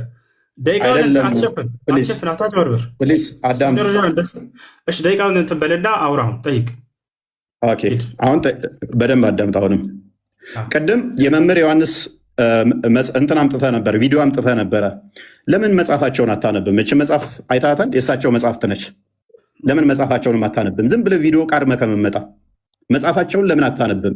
መጽሐፍ አንብብ ወዳጃችን፣ ቪዲዮ አትቃርም። ይኸውልህ ለእግዚአብሔር ቅርጽ ፎርም የሌለው መሆኑን አራተኛ አካሉም የተለያዩ ክፍሎች ውህድ አለመሆኑን አጽንተን ልንይዝ ይገባል። ይህ ቋሚ የሆነ የቅዱሳን አበው ወጥ ስምምነት ያለበት ትምህርት ነው። አንተ እንደዚህ ታምናለህ? አላህ ወጥ የሆነ ነው ብለህ ነው የምታምነው? ወይንስ እጅ እግር ባት ጆሮ ፊት እነኛ ያሉት ብለህ ታምናለህ? በጣም ጥሩ። እሺ ደቂቃውን አትደብቅ። ከይቅርታ ጋር ፕሊዝ አቆምብሃለሁ። ሌላ ወሬ የምታወራ ከሆነ ልመልስልሃለሁ። እሺ አትደብቅ ብቻ እኮ ነው የተባልከው። ተው በቃ ልመልስልህ። አታቋርጥ። ፈጣሪ ልቀቀው ደቂቃውን። እፎይ በቃ አላህ ሱብሓነሁ ወተዓላ ሰውዬ አቁሜልህ እየሄደህ እንትን ትላለህ እንዴ? ምን ሆነህ ነው? እሺ ልመልስልህ። ምን ማለት ነው? ልመልስልህ ሳይሆን መልስ ጀምር ነው ካሁን በኋላ ማስቀጥልልህ። ደግሞ ልመልስልህ እንዳትል። እሺ አላህ እነዚህ ባህሪያቶች አሉት ወይ ያለ እየተናገረ አላህ ሱብሓነሁ ወተዓላ በቁርአን ላይ የተናገሩት ባህሪያቶች እጅ እግር ምናምን የሚለው ፕሊዝ አንተ እንደዚህ ታምናለህ አታምንም ነው ጥያቄ። እሺ እኔ እንዳንተ አምላክ ነው ብዬ አላምንም። በቃ አላምንም። ጎበዝ። ስለዚህ ከነቢያቱ አስተምሮ ጋር አትገናኝም ማለት ነው። የአንተ እጅ እግር ባት ያለው የሚወጣ የሚወርድ ነው ማለት ነው። እናመሰግናለን። ከሌሊቱ 9 ሰዓት ይወርዳል ወደ ቅርቢቱ ሰማይ ያለ አንድ ነቢይ ስጠኝ። እሺ ያንን ነገር ያነሳኸው አንተ ነህ። መረጃ ስተምታመጣ አልጠብቅህ። ቆይ እንዴት ተረጋጋ እንጂ አንተ እኮ ነህ እያነሳህ በራስህ ሀሳብ ላይ እየጠየቀኝ ያለኸው። መጠየቅ ያለብህ እኮ እፎይ እኔ ባነሳሁት ሀሳብ ላይ ነበር። እያንዳንዱ ጥያቄውን አስተውላችሁ ከሆነ ራሱ ባነሳው ሀሳብ ላይ ነው እየጠየቀ ያለው። ደቂቃውን ይዞ ጥያቄው እኔ ነው ወንድማችን። ከሌሊቱ 1/3 ላይ ባነሳው ሀሳብ ላይ ነው እየጠየቀ ያለኸው። እኔ ስለ አንተ ቪዲዮንም አሳየው፣ መጽሐፍንም አሳየው። አይዞህ አትፍራ። አንተ ነህ የሌሊቱ 1/3 ላይ ይወርዳል ምናምን አልክና አንድ ይረጋ። አላህ ከሌሊቱ 1/3 ይወርዳል ብለህ ታምናለህ አታምንም? አላህ ሱብሓነሁ ወተዓላ ይወርዳል። ነገር ግን መውረድ ሲባል ጊዜ በፍጥረት ማስረጃ እንዴት ነው የሚወርደው ብዬ አልጠየቅኩም። ከነቢያት አላህ የሚባል አምላካችን ሌሊት ሁሌም ይወርዳል ያለ አንድ ነቢይ አምጣለን። በጣም ጥሩ። እሺ አንድ ደቂቃውን እንትን በለው ልቀቀው እና እፎይ እንጠይቅ። እስካሁን 3 ደቂቃ ነው። ማስረጃ መልስልህ። አዳምጥ እንጂ ልመልስልህ። አላህ ስብሐነሁ ወተዓላ ከነቢያቶች መካከል ይወርዳል ብሎ የተናገረ አለ ወይ? የሌሊቱ 1/3 ላይ የሚል ነው። አዎ የአንዱ ነቢይ ትምህርት የሁሉም ነቢያት ማስረጃ ነው የጠየቅኩ ወገናችን። ማስረጃ ጥቀሳ አይቻልም። ይኸው ደቂቃን አቁሜልሃለሁ። ላስቀጥልልህ እንዴ? አቁሜልህ እኮ ነው። ሀሳብ ተረዳ። ላሳይህ ማስረጃ ተረጋጋ። አላህ ስብሐነሁ ወተዓላ ይወርዳል የሚለውን ከሌሊቱ 1/3 ነቢ ሰለላሁ ዐለይሂ ወሰለም ናቸው ያስተማሩት። አዎ ታዲያ ከዚያ በፊት ያስተማረ ነብይ አለ ወይ ነው ጥያቄ። አዎ የአንዱ ነብይ ትምህርት የሁሉም ነብይ ትምህርት እንደሆነ አላህ ሱብሓነሁ ወተዓላ የለም ማስረጃ የለም። ሙሐመድ ከነገረህ ውጪ ሎክ ሙሐመድ ነብይ አይደለም። እሱ ከነገረ ተረት ተረት ውጪ መጽሐፍ ላይ ከነቢያት አስተምሮ ማምጣት አትችልም። የለም ማስረጃ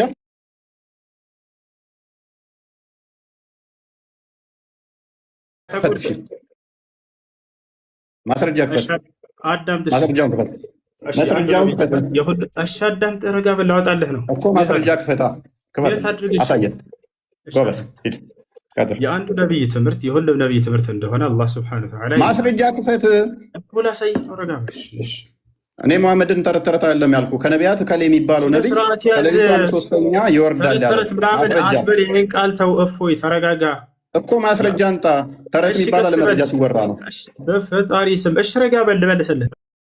የአላህን ስም ሲጠራ አጋንንት ወደ ሙሐመድ ድርብርብ ሊሆኑ ይቀርባሉ። ከነቢያት አንዱ የፈጣሪን ስም ሲጠራ አጋንንት ሊከመሩበት ድርብርብ ሆነው የሚመጡበት መረጃ ስጠኝ። እዚያ አለ አለ ማን አምላክ በሲኦል ውስጥ አለ።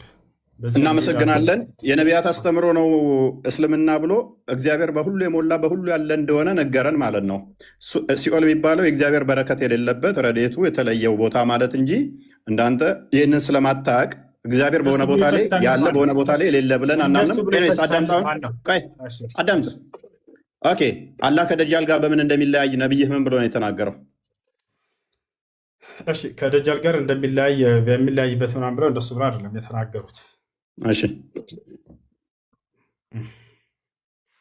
አሁን አንተ የተናገርከው ቃል የለም ያልኩት ልብ በሉ። እሺ ላምብላ። አሁን አንተ የተናገርከው ቃል አላህ ኢዝ ኖት ዋን አይድ አልመሲህ ደጃል ኢዝ ብላይንድ ብሎ የተናገረው ለምንድን ነው? ደቂቃውን ምክንያቱም ጥያቄን እየመለስክ አይደለም። ከዚህ በኋላ ይበቃል። ወላሂ በቃ ሽንፈትን ተቀብለሃል። አውቀህ እያቆምክ ሌሊቱን ሙሉ እየጠየቀ ሊያድር ነው። እስካሁን ከ15 ደቂቃ በላይ ቀጥል። እሺ ቀጥል። አሁን አንተ ማስረጃ እያወጣ ያለው የተናገርከው ለምን ልታሳየ ነው? ኧረ በእናትህ ምንድን ነው እሱ? ቀጥል። እንትን አትበል። እያወራ ያለው ከፍተሃል እኮ አንብብ ጨርሰው እንጂ የተናገርከው ካለ አሳየን። ፕሊስ ጠየቅኩ እኮ። እሺ እንደገና ልጠይቅህ። ሌላ አላህ ጭንቅላት አለው የለውም? እሺ አላህ ጭንቅላት አለው የለውም የሚል በቁርአንም በሆነ በሐዲስ ላይ አልተገለጸም። ስለዚህ አለው ብለንም አንናገርም፣ የለውም ብለንም አናስተባብልም። ምክንያቱም በቁርአን በሐዲስ ላይ በነቢያት አንደበት የመጣን ብቻ የምንቀበል እንጂ የማንጨምር የማንቀንስ ስለሆነ። ቀጥል ጎበዝ። አንዴ በቃ ስልት አበቃለህ። ስለዚህ አላህ ጭንቅላት ይኖረው በቁርአንም በሐዲስም አልተነገረም፣ የለውምም አለውም አትልም። ስለዚህ ጭንቅላት ሊኖረውም ይችላል ላይኖረውም ይችላል። አንገትስ አለው የለውም? እርሱም አልተገለጸም። ብልትስ አለው የለውም? እርሱም አልተገለጸም። ስለዚህ አላህ ወንድ ሊሆን ይችላል፣ ሴት ጾታ ሊኖረው ይችላል። ኦኬ አንጀትስ አለው የለውም? ጾታ አለው ሊኖረውም ላይኖረውም ይችላል ያለህ ማን ነው? አንተ ነህ ያልከው እኮ የለውምም አለውም አንልም አልከን እኮ። ስለ ጾታ ላወራሁ አንተ ነህ ያልከው። አሁን ስለ ጾታ አንስተሃል። ጾታ ሊኖረውም ላይኖረውም ይችላል ያለህ ማን ነው? ያለህ ማን ነው? ወላሂ ያመጣ የራሱ ፍልስፍና እንዴት እንደሚሰራ አዳምጥ። አትጩህ። እየረበሽክ ስለሆነ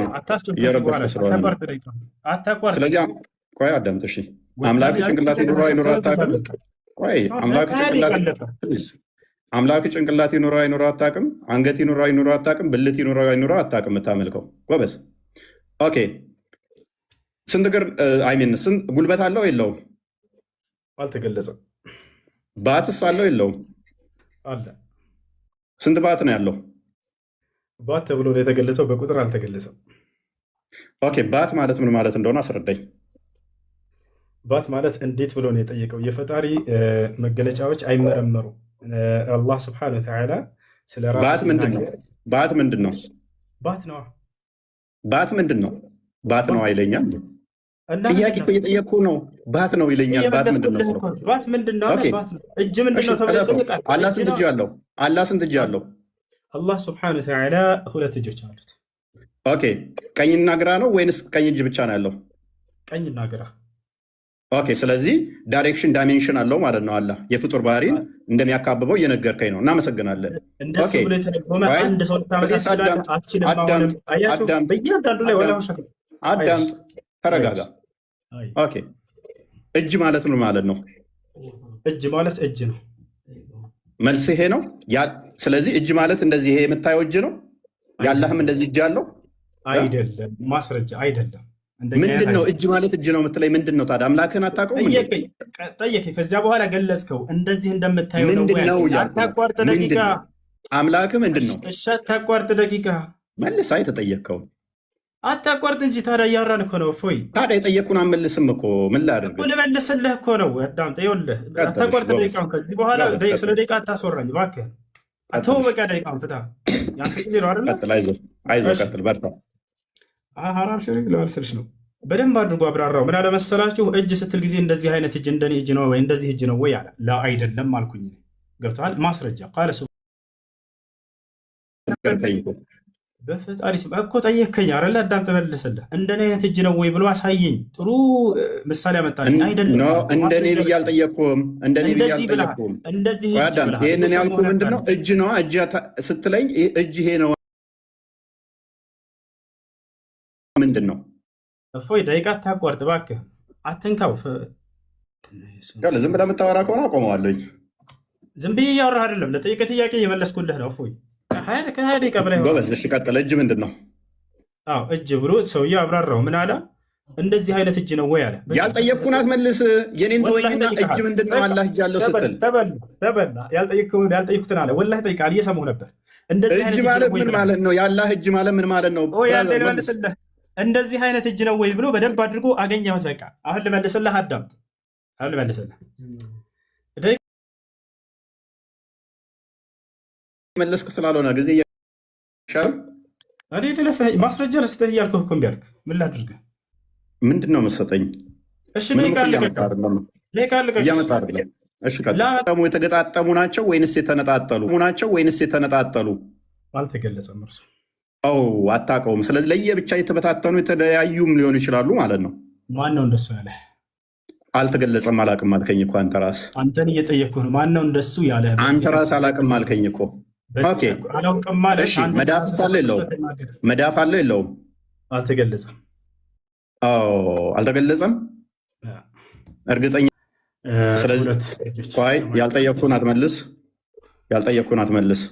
አታቋርጥ እባክህን። ያልጠየቅኩህን አትመልሳ። እሺ በቃ አሁን አታቋርጥ እባክህ፣ ልለምንህ። ያልጠየቅኩህን አትመልስ። መዳፍ ነው የጠየቅኩህ። በቃ አልተገለጸም። እሺ ኦኬ አልተገለጸም። ሜይ ቢ አታውቀው ይሆናል እንጂ ተገልጿል። ሙሐመድ ላይ ትከሻውን እንደነካው የእጁ መዳፍ እንዳረፈበት ተናግሯል። አልተገለጸም። ምንም አታውቁትም። አታቋርጥ ደቂቃ። ፈጣሪ ስም ምንድን ነው እሱ የምመልሰው? እሺ ቀጥል። ይኸው አሳዘንከኝ። ቀጥል። ምንድን ነው እሱ? እጁ ይወርዳል ወይ እግሩ ይወርዳል ወይ እያለ እየጠየቀ ነው። ልመልስልህ፣ አላህ ይወርዳል ተብሎ ተገልጿል አይደለ? እርሱ አላህ ስብሐነሁ ወተዓላ ይወርዳል፣ አላህ ይወርዳል። ነገር ግን ያ እጁ እግሩ ምናምን ተብሎ ተከፋፍለን የምንናገረው አይደለም። ምክንያቱም እኛ ሙስሊሞች ማለት አምላክና ነቢያት በተናገሩት ልክ የምናምንን ያንድን ነገር ያልተነገረውን በፍልስፍና ዝም ብለህ ስበት። በቃ ደቂቃ ግን እዛ ነው። አትያዝ ደቂቃ። እባክህን ልቀቀው። ስብከት አደረገው። ስብከት ነው እንደሚፈልገው። ለጥያቄ እየተመለሰልህ ነው። እየሰበክ ስለሆነ ነው። ውሳስ ሰራራ ምሳሌያዊ አይደለም ብለህ የምታምን ከሆነ ሜታፎር አይደለም ብለህ የምታምን ከሆነ እስቀጥል። በጣም ጥሩ ልመልስልህ። ጭቃኔ በእጄ ጭቃ ነካ ሲባል ጊዜ በቀጥታ መንካት ነው። ፈጣሪ ግን እንደኔ አይደለም እና በባህሪው መንካት እንዳልሆነ ከዚህ እንረዳለን። ማስረጃ በእጆቹ ሰራ ሲልስ አላህ ስብሐነሁ ወተዓላ በትዕዛዝ ነው የሚሰራው። ነገር ግን በእጁ የሰራቸው አሉ። እናመሰግናለን።